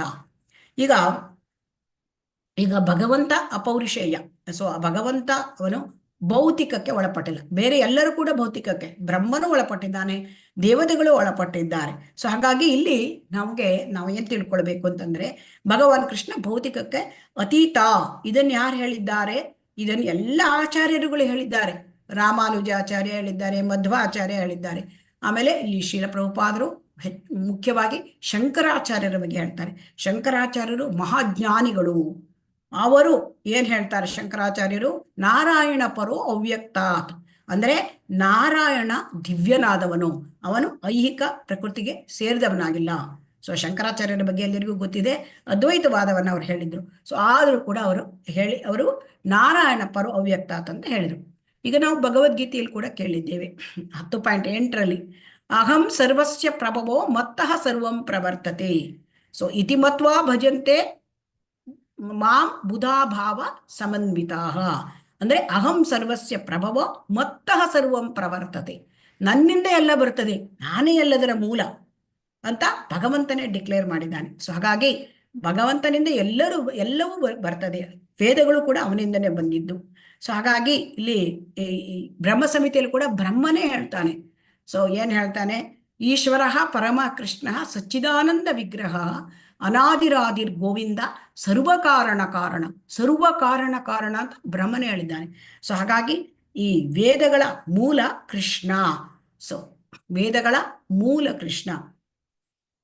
ಮತ್ತೆ ಈ ರೀತಿಯಾಗಿ ನಾವು ಅದನ್ನ ಭಗವದ್ಗೀತೆಯಲ್ಲಿ ಕೂಡ ಭಗವಂತನು ಕೂಡ ಹೇಳಿದ್ದಾನೆ 15.15ರಲ್ಲಿ, ವೇದೈಶ್ಚ ಸರ್ವೈರ್ ಅಹಮೇವ ವೇದ್ಯ ವೇದಾಂತ ಕೃತ್ ವೇದ ವಿದೇವ ಚ ಅಹಂ. ಸೊ ವೇದೈಶ್ಚ ಸರ್ವೈರ್ ಅಹಮೇವ ವೇದ್ಯ. ಆ ವೇದಗಳಿಂದ ಏನನ್ನು ತಿಳ್ಕೊಳ್ಬೇಕು? ಭಗವಂತನನ್ನ ತಿಳ್ಕೊಳ್ಳೋದು. ವೇದಗಳ ಗುರಿ, ಪರಮ ಗುರಿ ಕೃಷ್ಣ. ವೇದಗಳ ಪರಮ ಗುರಿ ಕೃಷ್ಣ, ವೇದಾಂತ ಕರ್ತೃ ಕೃಷ್ಣ. ಎಲ್ಲ ವೇದಗಳಿಂದ ತಿಳಿಯಬೇಕಾದದ್ದು ಕೂಡ ಕೃಷ್ಣ. ಸೊ ಇದು ಬಹಳ ಇದಾಗತ್ತೆ. ಅಂದ್ರೆ ವೇದಗಳನ್ನ ರಚಿಸಿದವನು ಕೃಷ್ಣ, ವೇದಗಳನ್ನ ತಿಳಿದವನು ಕೃಷ್ಣ, ವೇದಗಳಿಂದ ತಿಳ್ಕೊಳ್ಬೇಕಾಗಿದ್ದು ಕೂಡ ಕೃಷ್ಣ. ಸೊ ಇದು ಜೀವನದಲ್ಲಿ ಅದನ್ನ ಜನ ತಮ್ಮ ಬದುಕನ್ನು ಯೋಗ್ಯ ರೀತಿಯಲ್ಲಿ ರೂಪಿಸ್ಕೊಳ್ಬೇಕು, ಅಂದ್ರೆ ಮಂಗಳಕರವಾದ ಪ್ರಗತಿಯನ್ನ ಸಾಧಿಸಬೇಕು. ಸೊ ಅದನ್ನ ಅಂದ್ರೆ ಭಗವದ್ಧಾಮಕ್ಕೆ ಮರಳಿ ಹೋಗಬೇಕು ಅಂತ ಈ ವೇದಗಳು ಆದೇಶ ಮಾಡ್ತವೆ. ಆದೇಶ ಅಂದ್ರೆ ಆರ್ಡರ್. ಆದ್ರೆ ನಾವು ಕೇಳ್ತೇವೆ ಹರೇ ಕೃಷ್ಣ ಇದನ್ನ? ಹರೇ ಕೃಷ್ಣ, ವೇದಗಳ ಆದೇಶವನ್ನು ನಾವು ಪಾಲಿಸ್ತೇವಾ? ಇಲ್ಲ ಮಾತಾಜಿ. ಹಾ, ಆರ್ಡರ್ ಕೊಡ್ತಾರೆ, ಆರ್ಡರ್ನ ಪಾಲನೆ ಮಾಡ್ಬೇಕು ಅಂತ ಕೊಡ್ತಾರೆ. ಆರ್ಡರ್ ಪಾಲನೆ ಮಾಡದಿದ್ರೆ ಏನಾಗತ್ತೆ? ಆರ್ಡರ್ ಪಾಲನೆ ಮಾಡದಿದ್ರೆ ಏನಾಗತ್ತೆ? ಶಿಕ್ಷೆ ಆಗತ್ತೆ ಹಾ, ಶಿಕ್ಷೆ ಅನುಭವಿಸ್ತಾರೆ. ಅಲ್ಲಿ ಏನಾಗತ್ತೆ ನೋಡೋಣ ಮುಂದೆ. ಸೊ ಹಾಗಾಗಿ ದೇವೋತ್ತಮ ಪರಮ ಪುರುಷನಾದ ಕೃಷ್ಣನ ವಿಚಾರವಾಗಿ ವೇದಗಳು ಜ್ಞಾನವನ್ನು ನೀಡುತ್ತವೆ. ಅದನ್ನ ಈ ವೇದಗಳನ್ನ ಶ್ರೀ ವೇದವ್ಯಾಸರು, ಸೊ ವೇದವ್ಯಾಸರು ಅವರು ಕೃಷ್ಣನ ಶಕ್ತ್ಯಾವೇಶ ಅವತಾರ. ಅವರು ವೇದಗಳನ್ನ ಮತ್ತೆ ವಿಂಗಡಿಸಿ ವೇದಾಂತ ಸೂತ್ರವನ್ನ ಸಂಕಲಿಸಿದ್ದಾರೆ. ಸೊ ಹಾಗಾಗಿ ಈ ಶ್ರೀಮದ್ ಭಾಗವತ ಹೇಳ್ತಕ್ಕಂಥದ್ದು ವೇದಾಂತ ಸೂತ್ರದ ಬಗ್ಗೆ ಶ್ರೀ ವೇದವ್ಯಾಸರು ಬರೆದಿರ್ತಕ್ಕಂಥ ಭಾಷ್ಯ. ಸೊ ಹಾಗಾಗಿ ವೇದಗಳ ರೂಪದಲ್ಲಿ ಭಗವಂತನೇ ಜ್ಞಾನವನ್ನು ಕೊಡ್ತಕ್ಕಂಥದ್ದು. ಯಾಕೆಂದ್ರೆ ಈ ಜ್ಞಾನ ಅದು ಆ ದಿವ್ಯ ಜ್ಞಾನ, ಆ ದಿವ್ಯ ಜ್ಞಾನ ಇಲ್ಲಿ ಭೌತಿಕ ಪ್ರಪಂಚದಲ್ಲಿ ಯಾರಿಗೂ ಗೊತ್ತಾಗ್ಲಿಕ್ಕೆ ಸಾಧ್ಯ ಇಲ್ಲ. ಸೊ ಆ ದಿವ್ಯ ಜ್ಞಾನವನ್ನು ಕೊಡಬೇಕಾದವರು ಭಗವಂತನೇ. ಸೊ ಹಾಗಾಗಿ ಕೊಟ್ಟಿದ್ದಾನೆ, ವೇದಗಳ ರೂಪದಲ್ಲಿ ಕೊಟ್ಟಿದ್ದಾನೆ. ಸೊ ಇದು ಹೇಗೆ ಗೊತ್ತಾಗುತ್ತೆ ಅಂತಂದ್ರೆ, ನಮಗೆ ವೇದಗಳನ್ನ ಅಧಿಕಾರವೇ ಇಲ್ಲ ವೇದಗಳನ್ನ ಹೇಳಲಿಕ್ಕೆ. ಸೊ ಹಾಗಾಗಿ ಭಗವಂತನೇ ಕೊಟ್ಟಿದ್ದು. ಭಗವಂತ ಯಾಕೆ ಕೊಟ್ಟ ಉದ್ದೇಶ? ಭಗವಂತನ ಬಗ್ಗೆ ತಿಳ್ಕೊಳ್ಬೇಕು. ಯಾಕೆ ತಿಳ್ಕೊಳ್ಬೇಕು? ಈಗ ನಮಗೆ ಭಗವಂತನ ಬಗ್ಗೆ ತಿಳ್ಕೊಳ್ಬೇಕು ಅಂದ್ರೆ ಭಗವಂತನ ಬಗ್ಗೆ ಅವನೇ ಹೇಳ್ಕೊಂಡ್ರೆ ಸಾಧ್ಯ ಅಲ್ವಾ? ತಂದೆ ತಾಯಿಗಳಿಗೆ ಬಗ್ಗೆ ಅವರ ಮಕ್ಕಳು ಎಲ್ಲವುದನ್ನು ತಿಳಿಲಿಕ್ಕೆ ಸಾಧ್ಯ ಇಲ್ಲ ಅಲ್ವಾ? ಅವರ ಹಿಂದಿನ ಅವರ ಜೀವನ ಹೇಗೆ ನಡೆದಿದೆ ಅದೆಲ್ಲ ಅವರೇ ಹೇಳಿದ್ರಷ್ಟೇ ಮಕ್ಕಳಿಗೆ ಗೊತ್ತಾಗತ್ತೆ ಅಲ್ವಾ? ಹರೇ ಕೃಷ್ಣ. ಹೌದು ಮಾತಾಜಿ. ಅದೇ ತರಹ ವೇದಗಳಿಂದ ಭಗವಂತ ನಮ್ಗೆ ಭಗವಂತನ ಬಗ್ಗೆ ತಿಳಿಸ್ಕೊಡ್ತಾನೆ. ಆದ್ರೆ ಇಲ್ಲೇನಾಗಿದೆ, ಭಗವಂತನ ಬಗ್ಗೆ ತಿಳ್ಕೊಳ್ಳೋದು ಅಂದ್ರೆ ಏನು? ಭಗವಂತನ ತಿಳ್ಕೊಳ್ಳೋದು ಅಂತಂದ್ರೆ ಭಗವಂತನಿಗೂ ನಮಗೂ ಏನು ಸಂಬಂಧ, ಇದನ್ನೇ ತಿಳ್ಕೊಳ್ಬೇಕು. ಈ ಸಂಬಂಧ, ಭಗವಂತ ನಮ್ಮ ಪರಮಪಿತ, ಭಗವಂತ ನಮ್ಮ ಒಡೆಯ. ಹಾಗೆ ಅವನನ್ನು ಸೇವಿಸುವುದು ಅಂದರೆ ಭಗವಂತನ ಸೇವೆ ಮಾಡುವುದು ನಮ್ಮ ಕರ್ತವ್ಯ. ಸೊ ಜೀವೇರ ಸ್ವರೂಪ ಹೇ ಕೃಷ್ಣೇರ ನಿತ್ಯದಾಸ. ಇದನ್ನು ತಿಳ್ಕೊಳ್ಳೋ ಬಗ್ಗಾಗಿ ವೇದಗಳನ್ನು ಕೊಟ್ಟಿದ್ದಾರೆ. ಆ ವೇದಗಳ ಪ್ರಕಾರ ನಡ್ಕೊಳ್ಬೇಕು ಅಂತಂದ್ರೆ ಭಗವಂತನ ಸೇವೆ ಮಾಡಬೇಕು. ಇದು ನಮ್ಗೆ ಗೊತ್ತಿದೆಯಾ? ಹರೇ ಕೃಷ್ಣ, ವೇದಗಳಲ್ಲಿ ಈ ತರ ಹೇಳಿದೆ ಅಂತ ಗೊತ್ತಿದೆಯಾ? ಸೊ ಹಾಗಾಗಿ ವೇದಗಳ ಪರಮ ಉದ್ದೇಶ, ಹರೇ ಕೃಷ್ಣ, ವೇದಗಳ ಪರಮ ಗುರಿ ಏನು ಅಂತಂದ್ರೆ ಎಲ್ಲ ಬದ್ಧಾತ್ಮರನ್ನು ಮರಳಿ ದೇವೋತ್ತಮನ ಕಡೆಗೆ ತಕೊಂಡು ಹೋಗೋದೇ ಪರಮ ಗುರಿ. ಜನ ಪರಮ ಗುರಿಯನ್ನ ಅರ್ಥ ಮಾಡ್ಕೊಳ್ಳೋದಿಲ್ಲ. ಸೊ ಅದಕ್ಕೆ ವೇದಗಳನ್ನ ಸೇತು ಅಥವಾ ಸೇತುವೆ ಅಂತ ಕರೀತಾರೆ. ಯಾಕೆಂದ್ರೆ ಈಗ ನಾವು ಐಹಿಕ ಪ್ರಪಂಚದಲ್ಲಿ ಬದ್ಧಾತ್ಮರು ಇದ್ದಾರೆ, ಆ ಐಹಿಕ ಪ್ರಪಂಚನ ಅದನ್ನ ಮಹಾಸಾಗರಕ್ಕೆ ಹೋಲಿಸ್ತಾರೆ. ಅಂದ್ರೆ ಅವಿದ್ಯೆಯ ಸಾಗರ. ಸೊ ಅವಿದ್ಯಾ ಜಾಲ, ಅವಿದ್ಯೆಯ ಸಾಗರ ಅಂತೆ ಮಹಾಸಾಗರ ಐಹಿಕ ಪ್ರಪಂಚ.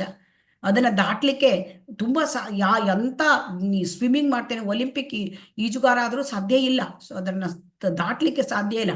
ಅದನ್ನ ದಾಟ್ಲಿಕ್ಕೆ ಒಂದೇ ನಮಗೆ ಕೃಷ್ಣ ಪ್ರಜ್ಞೆಯ ದೋಣಿ ಭಗವಂತ ಶ್ರೀಲ ಪ್ರಭುಪಾದರಂತ ಅಂಬಿಕರನ್ನಿಟ್ಟು ವೇದಶಾಸ್ತ್ರಗಳಂತ ಅದನ್ನ ಕೊಟ್ಟಾಗ ಅದನ್ನು ದಾಟಬಹುದು. ಅದನ್ನ ನಾವು ಕಲ್ತಿದ್ದೇವೆ.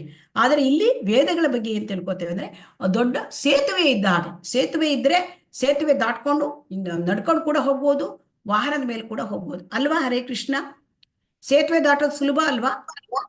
ಹೌದು. ಈಗ ಸಮುದ್ರಕ್ಕೆ ಒಂದು ಸೇತುವೆ ಕಟ್ಟಿದಾರಲ್ವಾ ಸಮುದ್ರಕ್ಕೆ? ಹರೇ ಕೃಷ್ಣ, ಮುಂಬೈನಲ್ಲಿ ಕಟ್ಟಿದ್ದಾರೆ ಸ್ವಲ್ಪ ಸೇತುವೆನ ಅಲ್ಲ? ಹೌದು ಮಾತಾಜಿ, ಕಟ್ಟಿದ್ದಾರೆ. ಸೊ ಈಗ ಹರೇ ಕೃಷ್ಣ, ಸೌದಿ ಅರೇಬಿಯಾ ಮತ್ತು ಬ್ಯಾರಿನ್ಗೆ ಕಟ್ಟಿದ್ದಾರೆ. ಸಮುದ್ರದ ಮೇಲೆ ಸೇತುವೆ ಕಟ್ಟಿದ್ದಾರಾ? ರಾಮೇಶ್ವರದಲ್ಲೂ ಕಟ್ಟಿದ್ದಾರೆ ಸಮುದ್ರದ ಮೇಲೆ ಸೇತುವೆ. ಸೊ ಹಾಗಾಗಿ ಈ ಸಮುದ್ರದ ಮೇಲೆ ಸೇತುವೆ ಕಟ್ಟಿದ್ರೆ ಆ ಸೇತುವೆ ಅದ್ರ ಮೇಲೆ ದಾಟ್ಕೊಂಡು ಹೋಗೋ ಸುಲಭ. ಅದೇ ತರಹ ಈ ಐಹಿಕ ಸಾಗರ, ಸಮುದ್ರ, ಅದು ಐಹಿಕ ಸಾಗರ, ಈ ಐಹಿಕ ಪ್ರಪಂಚವನ್ನ ಸಾಗರಕ್ಕೆ ಹೋಲಿಸ್ತಾರೆ. ಅದಕ್ಕೆ ಸೇತುವೆ ಈ ವೇದಗಳಂತೆ. ಸೊ ಈ ವೇದಗಳಿದ್ದಾಗ ದಾಟ್ಕೊಂಡು ನಾವು ಭಗವಂತನ ಲೋಕಕ್ಕೆ ಸುಲಭವಾಗಿ ಹೋಗ್ಬೋದು. ಸೊ ಹಾಗಾಗಿ ದೇವೋತ್ತಮ ಪರಮಪುರುಷ ಅವನೇ ಈ ವೇದಗಳ ಗುರಿ ಹೇಳೋದನ್ನ ಆ ವೇದಾಂತ ಸೂತ್ರದಲ್ಲಿ ಕೂಡ ಹೇಳಿದ್ದಾರೆ. ತತ್ತು ಸಮನ್ವಯಾತ್ ಅಂತ ಹೇಳಿದ್ದಾರೆ. ಅಂದ್ರೆ ಈ ವೇದಾಂತ ಅಂತಂದ್ರೆ ವೇದಗಳು ಎಲ್ಲಿ ಮುಗಿಯುತ್ತೆ ಅಲ್ಲಿ ವೇದಾಂತ, ವೇದಗಳ ಅಂತ. ಸೊ ಆ ವೇದಾಂತಕ್ಕೆ ಸೂತ್ರಗಳು ಬರೆದಿರ್ತಾರೆ. ಸೊ ಅದರಲ್ಲಿ ಅದು ವೈದಿಕ ಜ್ಞಾನದ ತುದಿ ಶಿಖರ. ಸೊ ಹಾಗಾಗಿ ಈ ವೇದಾಂತ ಕರ್ತೃ ಮತ್ತು ಜ್ಞಾನಿ ಶ್ರೀಕೃಷ್ಣ. ಯಾಕೆ ವೇದಾಂತ ಕರ್ತೃ? ವೇದಾಂತಗಳನ್ನು ತಿಳಿಸಿದವರು ಶ್ರೀ ಕೃಷ್ಣನೇ. ಯಾವಾಗ ಹೇಗೆ ವ್ಯಾಸದೇವರ ಇದರಲ್ಲಿ ಶಕ್ತ್ಯಾವೇಶ ಅವತಾರದಲ್ಲಿ ಅವರು ನಮಗೆ ವೇದಾಂತ ಸೂತ್ರಗಳನ್ನು ತಿಳಿಸಿಕೊಟ್ಟಿದ್ದಾರೆ. ಇನ್ನು ಶ್ರೀಮದ್ ಭಾಗವತಂ ನಮ್ಗೆಲ್ಲ ಗೊತ್ತಿದ್ದಾಗೆ ವೇದಾಂತ ಸೂತ್ರಕ್ಕೆ ಅದು ಭಾಷ್ಯ. ಸೊ ಅದರಲ್ಲಿ ಮೊದಲನೆಯ ಸ್ಕಂದ, ಮೊದಲನೇ ಅಧ್ಯಾಯ, ಮೊದಲನೇ ಶ್ಲೋಕದಲ್ಲಿ ಹೇಳ್ಬಿಟ್ಟಿದ್ದಾರೆ. ತೇನೇ ಬ್ರಹ್ಮ ಹೃದಯ ಆದಿ ಕವಯೇ ಮುಹ್ಯಂತಿ ಯತ್ ಸೂರಯಃ. ಅಂದ್ರೆ ಮೂಲ ಜೀವಿ ಬ್ರಹ್ಮ ಎಲ್ಲರಿಗಿಂತನೂ ಮೊಟ್ಟ ಮೊದಲ ಸೃಷ್ಟಿಯಾದ ಜೀವಿ. ಸೊ ಅವನಿಗೆ ಆ ಕೃಷ್ಣ ಹೃದಯದ ಮೂಲಕ ಆ ವೇದ ಜ್ಞಾನವನ್ನ ಬೋಧಿಸಿದ. ಇದೇ ಎಲ್ಲರಿಗೂ ಗೊತ್ತುಂಟು. ಅವನು ಹೇಗೆ ಬೋಧಿಸಿದ ಗೊತ್ತುಂಟ? ಹರೇ ಕೃಷ್ಣ. ಅವನು ಹೇಗೆ ಬೋಧಿಸಿದ ಗೊತ್ತುಂಟ? ಹರೇ ಕೃಷ್ಣ. ಕೊಳಲಿನ ಮೂಲಕ ಬ್ರಹ್ಮದೇವರಿಗೆ ವೇದಗಳು. ಹರಿಬೋಲ್ ಒಂದು ಶಬ್ದದಿಂದ ಹರಿಬೋಲ್. ಅದು ಏನಾಯ್ತು? ಕೊಳಲಿನ ಮೂಲಕ ಅವನು ಶ್ರೀಕೃಷ್ಣ ಕೊಳಲು ಊದಿದ. ಅಂದ್ರೆ ಉಸಿರು, ಶ್ರೀಕೃಷ್ಣನ ಉಸಿರು ಅದು ಕೊಳಲೊಳಗೆ ಹೋಗ್ತದೆ. ಕೊಳಲಲ್ಲಿ ಹೋದಾಗ ಅದು ವೇದವಾಗಿ ಆ ಬ್ರಹ್ಮನ ಹೃದಯಕ್ಕೆ ಹೋಯ್ತಂತೆ. ಸೊ ಬ್ರಹ್ಮನ ಹೃದಯಕ್ಕೆ ಈ ರೀತಿ ವೇದಗಳನ್ನ ಭಗವಂತ ಬೋಧಿಸಿದ. ಸೊ ಹಾಗಾಗಿ ಇದನ್ನು ಕೂಡ ಬೃಹದಾರಣ್ಯಕ ಉಪನಿಷತ್ತಲ್ಲೂ ಕೂಡ ವೇದಗಳು ಭಗವಂತನ ಉಸಿರು ಅಂತ ಹೇಳಿದ್ದಾರೆ. ಸೊ ಹಾಗಾಗಿ ಇಲ್ಲಿ ವೇದಗಳು ಭಗವಂತನ ಉಸಿರಿನಿಂದ ಬಂದಿದೆ. ಸೊ ಈಗ ಬ್ರಹ್ಮನಿಗೆ ವಿಸರ್ಗ ಮಾಡ್ಬೇಕಾದ್ರೆ ಅವನಿಗೆ ಈ ಸ್ಫೂರ್ತಿ, ಈ ಪ್ರೇರಣೆ ಇದೆಲ್ಲ ವೇದ ಜ್ಞಾನದ ಮೂಲಕ ಬಂದಿದೆ. ಸೊ ಹಾಗಾಗಿ ನಾವು ಕೂಡ ಹಿಂದೆ 2ನೇ ಸ್ಕಂದದಲ್ಲಿ ಕೂಡ ಕೇಳಿದ್ದೇವೆ. ಸೊ ಬ್ರಹ್ಮನಿಗೆ ಹೇಗೆ ಬ್ರಹ್ಮ ಸೃಷ್ಟಿ ಮಾಡ್ಲಿಕ್ಕೆ ನಾನು ಸೃಷ್ಟಿಕರ್ತ ಅಲ್ಲ ಅಂತ ನಾರದನಿಗೆ ಹೇಳ್ತಾನೆ. ನಾರದ ನೀನೇ ಸೃಷ್ಟಿ ಮಾಡಿದ. ಇಲ್ಲ, ನಾನು ಸೃಷ್ಟಿಕರ್ತ, ನನಗೆ ನಾರಾಯಣ ಇದ್ದಾನೆ, ಭಗವಂತ, ಅವನು ನನಗೆ ಇದೆಲ್ಲ ಪ್ರೇರಣೆ ಕೊಟ್ಟಿದ್ದಾನೆ. ಅವನೇನ್ ಮಾಡಿದ್ದಾನೆ ಅದನ್ನ ಜಸ್ಟ್ ಅಲ್ಲ, ಅಂದ್ರೆ ಬೀಜವನ್ನ ಕೃಷ್ಣ ಕೊಟ್ಟ, ಭಗವಂತ ಕೊಟ್ಟ, ಅದಕ್ಕೆ ನಾನು ನೀರೆರಿಯುವ ಕೆಲಸ ಮಾಡಿದ್ದೇನೆ ಅಷ್ಟೇ. ನಾನು ಭಗವಂತ ಎಲ್ಲ ಸೃಷ್ಟಿ ಮಾಡ್ದವ ಅಂತ ಹೇಳಿ ತನ್ನ ಮಗ ನಾರದರಿಗೆ ಹೇಳ್ತಾರೆ. ಸೊ ಅದನ್ನ ಕೂಡ ನಾವು ಕಲ್ತಿದ್ದೇವೆ. ಸೊ ಹಾಗಾಗಿ ಈ ದಿವ್ಯ ವಿಜ್ಞಾನವನ್ನ ವೇದಗಳ ಮೂಲಕ ಭಗವಂತ ಕೊಡ್ತಾರೆ. ಸೊ ಬ್ರಹ್ಮನಿಂದ ನಮಗೆ ಆ ಎಲ್ಲ ವೇದಗಳು ಕೂಡ ಇಲ್ಲಿ ನಮಗೆ ಐಹಿಕ ಪ್ರಪಂಚಕ್ಕೆ ಬಂತು. ಸೊ ಹಾಗಾಗಿ ಈ ಬ್ರಹ್ಮನ ಹೃದಯದಲ್ಲಿ ಈ ವೇದ ಜ್ಞಾನ ಸಂಗ್ರಹ ಆಗಿತ್ತು. ಸೊ ಬ್ರಹ್ಮನ ಹೃದಯದಲ್ಲಿ ಇದ್ದಾಗ ಆ ವೇದವನ್ನ ಯಾರು ಕದ್ರು? ಹರೇ ಕೃಷ್ಣ. ವೇದ ಜ್ಞಾನವನ್ನ ಯಾರು ಕದ್ರು? ಹಿರಣ್ಯಾಕ್ಷ. ಹರೇ ಕೃಷ್ಣ. ಸೊ ಈ ಬ್ರಹ್ಮನ ಹೃದಯದಲ್ಲಿ ಇದನ್ನ ಮಧುಕೈಟಭರು ಅವರು ಅದನ್ನ ಕದ್ರಂತೆ ಬ್ರಹ್ಮ ನಿದ್ರೆಯಲ್ಲಿದ್ದಾಗ. ಅದು ಬ್ರಹ್ಮನ ಹೃದಯದಲ್ಲಿ ಇದ್ದದನ್ನ ಅವ್ರು ಈಗ ಹ್ಯಾಕಿಂಗ್ ಮಾಡ್ತಾರೆ ಅಲ್ವಾ? ಅದರಲ್ಲಿ ಫಸ್ಟ್ ಹ್ಯಾಕಿಂಗ್ ಅಂದ್ರೆ ಪ್ರಾಚೀನ ಕಾಲದಲ್ಲಿ ಹ್ಯಾಕ್ ಮಾಡಿದವರು ಮಧುಕೈಟಭರಂತೆ. ಅಂದ್ರೆ ಸೂಕ್ಷ್ಮ ಜ್ಞಾನವಾಗಿ ಸಟಲ್ ನಾಲೆಡ್ಜ್, ಈ ವೇದ ಜ್ಞಾನ ಅದು ಇದನ್ನ ಹ್ಯಾಕ್ ಮಾಡಿದ್ರು. ಆಮೇಲೆ ಮಧುಕೈಟಭರ ಸಂಹಾರ ಆಗಿ ಅದನ್ನ ಭಗವಂತ ಮತ್ತಿಂದೆ ವೇದಗಳನ್ನ ತಂದುಕೊಟ್ರು. ಸೊ ಇದು ಕೂಡ ಬರ್ತದೆ ಮುಂದೆ. ಸೊ ವೇದದ ಜ್ಞಾನ. ಸೊ ಹಾಗಾಗಿ ವೇದದ ಜ್ಞಾನ ಇರೋದು ಮಾನವರಿಗಾಗಿ, ಅದು ಪ್ರಾಣಿಗಳಿಗೆ ಪಕ್ಷಿಗಳಿಗೆ ಅಲ್ಲ. ಸೊ ಯಾಕೆ? ಮಾನವ ಜನ್ಮ ಇರೋದು ಆತ್ಮ ಸಾಕ್ಷಾತ್ಕಾರಕ್ಕಾಗಿ. ಸೊ ಹಾಗಾಗಿ ವೈದಿಕ ಧರ್ಮದ ಇತಿಹಾಸ ಇದನ್ನ ನಮ್ಗೆ ಗುರ್ತು ಮಾಡ್ಲಿಕ್ಕೆ ಸಾಧ್ಯ ಇಲ್ಲ. ಅದು ಸನಾತನವಾದದ್ದು, ಅನಾದಿ ಕಾಲದಿಂದ ಬಂದಿದೆ ಈ ಧರ್ಮ. ಸೊ ಇದನ್ನ ಭಾರತ ದೇಶದಲ್ಲಿ ಪಾಲನೆ ಮಾಡ್ತಾರೆ. ಭಾರತ ಅಂದ್ರೆ ಹಿಂದೆ ಎಲ್ಲವೂ ಕೂಡ ಭಾರತವೇ ಆಗಿತ್ತು. ಸೊ ಹಾಗಾಗಿ ಅನಾದಿ ಕಾಲದಿಂದ ಸುಸಂಸ್ಕೃತ ಜನರು ಇದನ್ನ ಋಷಿಮುನಿಗಳು ಪಾಲನೆ ಮಾಡ್ಕೊಂಡು ಬಂದ್ರು. ಸೊ ಈಗ ಸತ್ಯಯುಗದಲ್ಲಿ 100% ಜನ ತುಂಬಾ ಇದು ಪಾಲನೆ ಮಾಡ್ಕೊಂಡು ಬರ್ತಾ ಇದ್ರು. ಯಾಕೆ? ಆ ಸತ್ಯಯುಗದಲ್ಲಿ ತಪಸ್ಸು, ಆ 4 ಧರ್ಮದ 4 ಕಾಲುಗಳು ತಪಸ್ಸು, ಶೌಚ, ದಯ, ಸತ್ಯ ಎಲ್ಲರೂ ಕೂಡ ಪಾಲನೆ ಮಾಡಿದ್ರು. ಸೊ ಹಾಗಾಗಿ ಆ ಧರ್ಮದ ತತ್ವಗಳನ್ನ ಎಲ್ಲರೂ ಪಾಲನೆ ಮಾಡಿ ಎಲ್ಲರೂ ಪರಮಹಂಸರ ಲೆವೆಲಲ್ಲಿ ಇದ್ದಿದ್ರು. ಆದರೆ ಈಗ ಕ್ರಮೇಣ ಯುಗಗಳು ಬದಲಾವಣೆ ಆದಂಗೆ ಅದು ವೈದಿಕ ವೇದಗಳನ್ನ ಪಾಲನೆ ಮಾಡೋದು ಕಡಿಮೆ ಆಗ್ತಾ ಬಂತು. ಈಗ ಕಲಿಯುಗದಲ್ಲಿ ಕೇವಲ 25% ಅದು ಕೂಡ ಇಲ್ಲ ವೈದಿಕ ಜ್ಞಾನವನ್ನ ವೇದದ ತತ್ವಗಳನ್ನ ಪಾಲನೆ ಮಾಡೋರು. ಸೊ ಯಾಕೆ ಇದನ್ನ ನಾವು ಹೇಗಂದ್ರೆ ದಿನನಿತ್ಯ ಅದು ಕ್ಷೀಣಿಸ್ತಾ ಬರ್ತಾ ಇದೆ. ಸೊ ಯಾಕೆ ಹೀಗಾಗ್ತಾ ಇದೆ ಅಂತಂದ್ರೆ ಕಲಿಯುಗದ ಪ್ರಭಾವದಿಂದ ಇವರಿಗೆ ಆಗ್ತಾ ಇಲ್ಲ.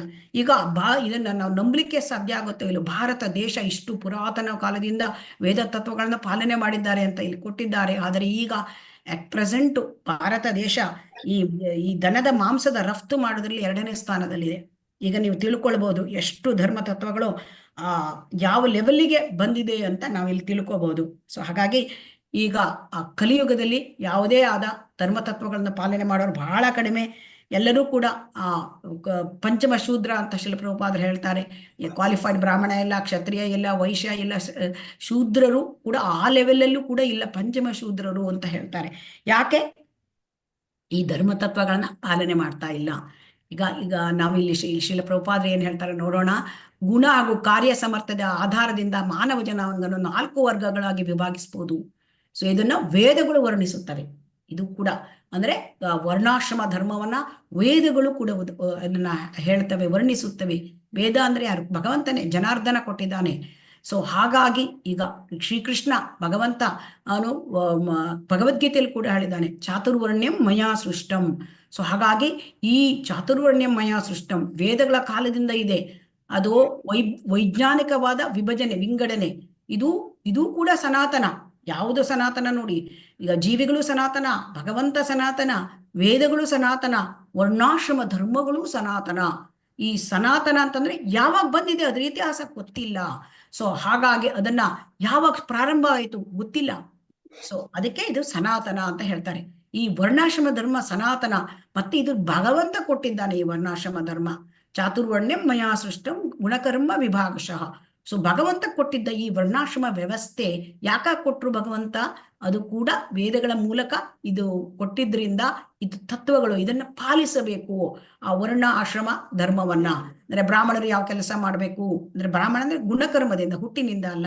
ಕ್ಷತ್ರಿಯರು ಯಾವ ಕೆಲಸ ಮಾಡಬೇಕು, ಆಮೇಲೆ ಕ್ಷತ್ರಿಯ ಗುಣ ಮತ್ತು ಕ್ಷತ್ರಿಯ ಕರ್ಮಗಳು ಏನು, ಅವರ ಗುಣ ಇದ್ದವರಿಗೆ, ಆ ಕ್ಷತ್ರಿಯ ಗುಣಗಳಿದ್ದವರಿಗೆ ಕರ್ಮ ಏನ್ ಮಾಡ್ಬೇಕು ಅವರು. ಹೀಗಾಗಿ ಎಲ್ಲ ಬ್ರಾಹ್ಮಣ, ಕ್ಷತ್ರಿಯ, ವೈಶ್ಯ, ಶೂದ್ರ, ಆಮೇಲೆ ಬ್ರಹ್ಮಚರ್ಯ, ಆಮೇಲೆ ಗೃಹಸ್ಥ, ವಾನಪ್ರಸ್ಥ, ಸನ್ಯಾಸಾಶ್ರಮ ಇಷ್ಟೆಲ್ಲ ಮಾಡಿದ್ರು. ಈಗ ವರ್ಣಾಶ್ರಮ ಧರ್ಮ ಈಗ ಕುಸಿದಿದೆ. ಯಾಕೆ? ಕಲಿಯುಗದ ಪರಿಣಾಮ. ಆದ್ರೆ ಅದು ನಾಶ ಆಗ್ಲಿಕ್ಕೆ ಸಾಧ್ಯ ಇಲ್ಲ. ಕುಸಿದ ಅದನ್ನ ನಾಶ ಆಗ್ಲಿಕ್ಕೆ ಸಾಧ್ಯ ಇಲ್ಲ. ಯಾಕೆ ನಾಶ ಆಗೋದು? ಭಗವಂತ ಕೊಟ್ಟಿದ್ದು ಯಾವುದು ನಾಶವಾಗೋದಿಲ್ಲ. ಸೊ ಹಾಗಾದ್ರೆ ಸನಾತನವಾದದ್ದು. ಹರೇ ಕೃಷ್ಣ ಹರೇ ಕೃಷ್ಣ ಹರೇ ಕೃಷ್ಣ. ಸೊ ಹಾಗಾಗಿ ನೀವು ಬ್ರಾಹ್ಮಣಳ ಪದ ಒಪ್ಕೊಳ್ಳಿ ಬಿಡ್ಲಿ, ಸಮಾಜದಲ್ಲಿ ಬುದ್ಧಿವರ್ಗ ಜೀವಿ ಇದ್ದಿರ್ತಾರೆ.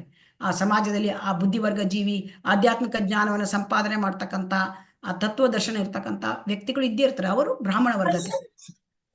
ಹರೇ ಕೃಷ್ಣ ಹರೇ ಕೃಷ್ಣ. ಉಮಾ ಕುಲಕರ್ಣಿ ಮಾತಾಜಿ ಹರೇ ಕೃಷ್ಣ.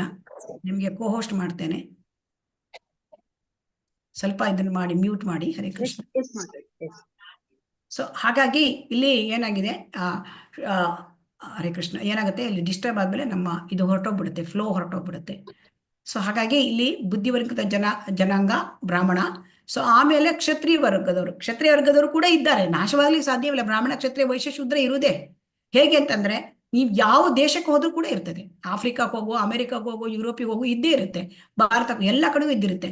ಯಾಕೆಂತಂದ್ರೆ ಆ ಒಂದು ಆಳುವ ಜನ ಇನ್ನ ಆಳುವ ಜನಾಂಗ ಅಂದ್ರೆ ಆಡಳಿತ ಮಾಡೋರು ಅವ್ರು ಇದ್ದೇ ಇರ್ತಾರೆ. ಸೊ ಅವರು ಕ್ಷತ್ರಿಯ ಧರ್ಮಕ್ಕೆ ಸೇರಿದವರು. ಇನ್ನು ಒಂದು ಬಿಸಿನೆಸ್ ಮಾಡೋದು, ಇಂಡಸ್ಟ್ರಿಯಲ್ ಡೆವಲಪ್ಮೆಂಟ್ ಮಾಡೋದು, ಆಮೇಲೆ ಹಣ ಮಾಡೋದು, ಇಂಥದವರೆಲ್ಲ ವೈಶ್ಯ ಜನಾಂಗಕ್ಕೆ ವೈಶ್ಯರ ಆ ಒಂದು ಗುಂಪಿಗೆ ಸೇರಿದವರು. ಆಮೇಲೆ ಇನ್ನು ಉಳಿದವರು ಯಾರು ಕೆಲಸ ಮಾಡ್ತಾರೆ ಇನ್ನೊಬ್ಬರಿಗಾಗಿ, ಅವರು ಶ್ರಮಿಕ ವರ್ಗ. ಸೊ ಅವರು ಶೂದ್ರರು ಅಂತ ಹೇಳ್ತಾರೆ. ಸೊ ಹಾಗಾಗಿ ಈ ಸನಾತನ ಧರ್ಮ, ಅದು ಈ ಸನಾತನವಾದ ವರ್ಣಾಶ್ರಮ ಧರ್ಮವನ್ನ ಅದನ್ನು ಕೂಡ ನಾವು ಮುರಿಲಿಕ್ಕೆ ಸಾಧ್ಯ ಇಲ್ಲ. ಅದು ಕಂಪ್ಲೀಟ್ ನಾಶವಾಗೋದಿಲ್ಲ. ಆದರೆ ಈಗ ಅಧಪತನ ಹೊಂದಿದೆ. ಅದಲ್ಲಿ ಇರ್ತಕ್ಕಂಥ ಮೊದಲು ಹೇಳಿದ ಆ ಕರ್ತವ್ಯಗಳನ್ನ ಪಾಲನೆ ಮಾಡ್ಕೊಂಡು ಬರ್ತಾ ಇಲ್ಲ. ಆ ಗುಣಗಳನ್ನ ಕೂಡ ಸಂಪೂರ್ಣವಾಗಿ ಬೆಳೆಸಿಕೊಂಡಿಲ್ಲ. ಬ್ರಾಹ್ಮಣ ಸಂಸ್ಕೃತಿ ಹೇಳ್ತಾರೆ, ಬ್ರಾಹ್ಮಣ ಸಂಸ್ಕೃತಿ ಇಲ್ಲ, ಆಮೇಲೆ ಬ್ರಾಹ್ಮಣ ಗುಣಧರ್ಮಗಳು ಇಲ್ಲ, ಆಧ್ಯಾತ್ಮ ದೀಕ್ಷೆ ಇಲ್ಲ. ಸೊ ಹೀಗಾಗಿ ಈ ಎಲ್ಲ ಇರ್ತಕ್ಕಂಥವ್ರು ಕಲಿಯುಗದಲ್ಲಿ ಪಂಚಮ ಶೂದ್ರರು ಅಂತ ಶೀಲ ಪ್ರಭುಪಾದ ಹೇಳಿದ್ರಿಂದ ಅವರು ಧರ್ಮ ತತ್ವಗಳನ್ನು ಮೀರ್ತಾರೆ ಅಲ್ವಾ. ಈ ಪಂಚಮ ಶೂದ್ರರು ಅಥವಾ ಶೂದ್ರರಿಗಿಂತ ಕಡಿಮೆ ಲೆವೆಲ್ ಇದ್ರೆ ಧರ್ಮ ತತ್ವಗಳನ್ನು ಮೀರ್ತಾರೆ, ಧರ್ಮ ತತ್ವಗಳನ್ನ ಪಾಲನೆ ಮಾಡೋದಿಲ್ಲ. ಆದರೆ ನಿಜವಾದ ವರ್ಣಾಶ್ರಮ ಧರ್ಮದ ಗುರಿ ಏನು? ಹರೇ ಕೃಷ್ಣ, ವರ್ಣಾಶ್ರಮ ಧರ್ಮದ ಗುರಿ ಏನು? ಹರೇ ಕೃಷ್ಣ. ವೇದಗಳ ಚೌಕಟ್ಟಿನಲ್ಲಿ ಭಗವಂತನದ್ದು ಸೇವೆ ಮಾಡೋದು. ಧಾಮಕ್ಕೆ ಕಳಿಸುವಂತದ್ದು ಮಾತಾಜಿ ಅಂತ. ಅವ್ರವ್ರ ಧರ್ಮಕ್ಕೆ ಏನೇನ್ ಬಂದಿದೆಯೋ ಅದ್ರ ಪ್ರಕಾರ ಭಗವಂತಂದು ಸೇವೆ ಮಾಡೋದು. ಸೊ ಪ್ರತಿಯೊಬ್ಬರು ಬ್ರಾಹ್ಮಣ ಅವರವರ ತನ್ನ ಕರ್ತವ್ಯವನ್ನು ಗುರುಗಳ ಪ್ರಕಾರ ಮಾಡೋದು. ನಡೆಯುವುದು. ಹರೇ ಕೃಷ್ಣ. ಬ್ರಾಹ್ಮಣ ತನ್ನ ಕರ್ತವ್ಯ ಮಾಡಿದರೆ, ಕ್ಷತ್ರಿಯ ತನ್ನ ಕರ್ತವ್ಯ ಮಾಡಿದರೆ, ಅಥವಾ ವೈಶ್ಯ ಶೂದ್ರ ತಮ್ಮ ಕರ್ತವ್ಯ ಮಾಡಿದರೆ, ಆಮೇಲೆ ಗೃಹಸ್ಥರು ಬ್ರಹ್ಮಚಾರಿ, ಗೃಹಸ್ಥ, ವಾನಪ್ರಸ್ಥ, ಸನ್ಯಾಸ, ಇವರೆಲ್ಲರೂ ತಮ್ಮ ಕರ್ತವ್ಯ ಮಾಡಿದರೆ ಭಗವಂತನನ್ನ ಪಡ್ಕೊಳ್ಬಹುದು. ಸಂಸಿದ್ಧಿರ್ ಹರಿತೋಷಣಂ, ಭಗವಂತನನ್ನ ಪ್ರೀತಿ, ಭಗವಂತನಿಗೆ ಸಂತೃಪ್ತಿ ಮಾಡೋದೇ ವರ್ಣಾಶ್ರಮ ಧರ್ಮದ ಒಂದು ಉದ್ದೇಶ. ಆ ವರ್ಣಾಶ್ರಮ ಧರ್ಮದಲ್ಲಿ ಇದ್ಕೊಂಡೇ ಪ್ರತಿಯೊಬ್ಬರು ಕೂಡ ಅವರು ಭಗವಂತನನ್ನ ಪಡ್ಕೊಳ್ಬಹುದು. ಭಗವಂತನ ಪಡ್ಕೊಳ್ಳಿಕ್ಕೆ ಬ್ರಾಹ್ಮಣರಿಗೆ ಹಕ್ಕುಂಟು, ಸನ್ಯಾಸಿಗಳಿಗೆ ಹಕ್ಕುಂಟು ಅಂತ ಅಲ್ಲ. ಆ ಒಂದು ಎಲ್ಲರೂ ಕೂಡ ಈ ವರ್ಣಾಶ್ರಮ ಧರ್ಮದಲ್ಲಿ ಇದ್ದವರು ಎಲ್ಲರೂ ಕೂಡ ಭಗವಂತನ ಪಡ್ಕೊಳ್ಳಿಕ್ಕೆ ಸಾಧ್ಯ ಇದೆ. ಅದು ಉದ್ದೇಶ. ಅದಕ್ಕಾಗಿ ಭಗವಂತ ಕೊಟ್ಟ. ಯಾಕಂದ್ರೆ ಎಲ್ಲರೂ ಒಂದೇ ತರ ಇರ್ಲಿಕ್ಕೆ ಸಾಧ್ಯ ಇಲ್ಲ. ಬೇರೆ ಬೇರೆ ಗುಣಗಳಿರುತ್ತೆ, ಬೇರೆ ಬೇರೆ ಕೆಲಸಗಳನ್ನು ಮಾಡಲಿಕ್ಕೆ ಅವರಿಗೆ ಸಾಧ್ಯ ಆಗತ್ತೆ. ಅದಕ್ಕೆ ಭಗವಂತ ವರ್ಣಾಶ್ರಮ ಧರ್ಮವನ್ನು ಕೊಟ್ಟ. ಆದರೆ ಇಲ್ಲಿ ಏನಾಗಿದೆ, ಋಷಿ ಮುನಿಗಳು ಈ ವ್ಯವಸ್ಥೆಯನ್ನ ಪಾಲನೆ ಮಾಡ್ತಾ ಇದ್ರು. ಅಂದ್ರೆ ಋಷಿ ಮುನಿಗಳು ಪಾಲನೆ ಮಾಡ್ತಾ ಇದ್ದೀವಿ. ಈ ವೈದಿಕ ವ್ಯವಸ್ಥೆ ಅಂದರೆ ಅದು ಒಂದು ರೀತಿ ನೀತಿ ಸಂಹಿತೆ ಇದ್ದಾಗ ಸಮಾಜದ ಎಲ್ಲರೂ ಕೂಡ ಅವ್ರವ್ರ ಕೆಲಸ ಅವ್ರವ್ರು ಮಾಡ್ಕೊಂಡು ಪ್ರೋಗ್ರೆಸ್ ಆಗ್ತಾ ಇದ್ರು, ಆಧ್ಯಾತ್ಮಿಕದಲ್ಲಿ ಪ್ರೋಗ್ರೆಸ್ ಆಗ್ತಾ ಇದ್ರು.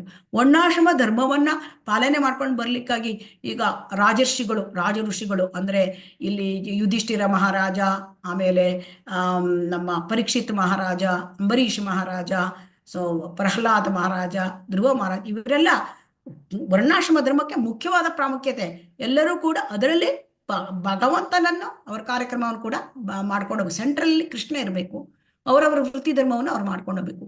ಇದನ್ನ ಹಿಂದೆ ಅದನ್ನ ಪಾಲನೆ ಮಾಡ್ಲಿಕ್ಕೆ ಆಡಳಿತ ವರ್ಗದವರು, ರಾಜರುಗಳು ಮಾಡ್ಕೊಂಡು ಹೋಗ್ತಾ ಇದ್ರು. ಆದ್ರೆ ಈಗೇನಾಗಿದೆ, ಈಗ ಆ ತರ ವ್ಯವಸ್ಥೆಗಳು ಇಲ್ಲ. ಇದೆಯಾ ಈಗ? ಹರೇ ಕೃಷ್ಣ. ಇಲ್ಲ ಮಾತಾಜಿ.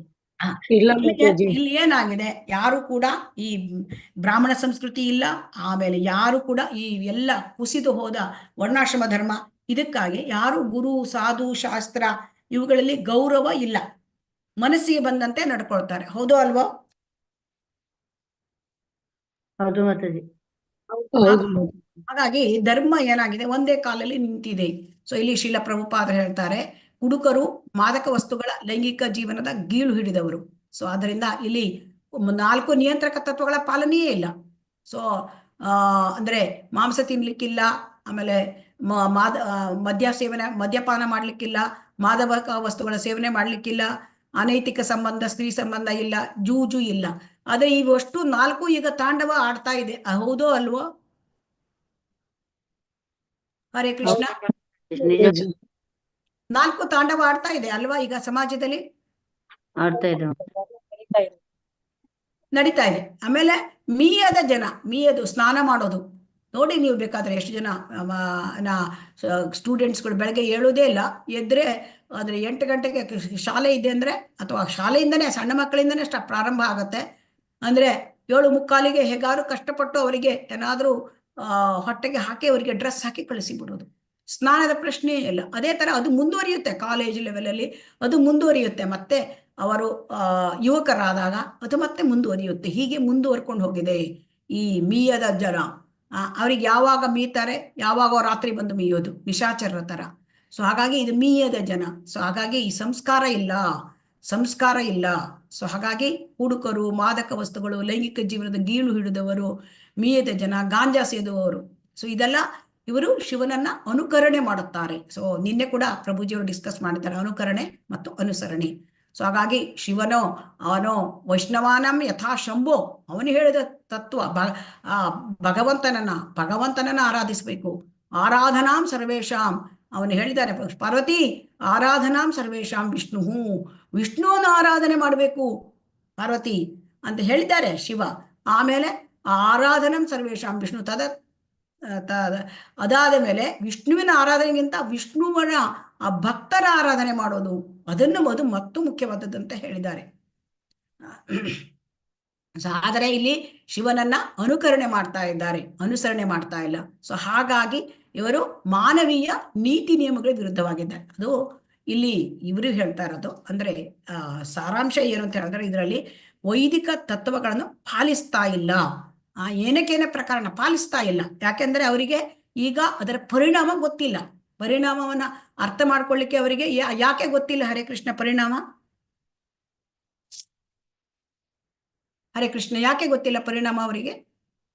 ಯಾಕಂದ್ರೆ ಅವ್ರು ಓದಿಲ್ಲ, ತಿಳ್ಕೊಂಡಿಲ್ಲ, ಅಜ್ಞಾನ. ಯಾಕೆಂದ್ರೆ ಅವರು ಶಾಸ್ತ್ರಗಳನ್ನ ಓದುವುದಿಲ್ಲ.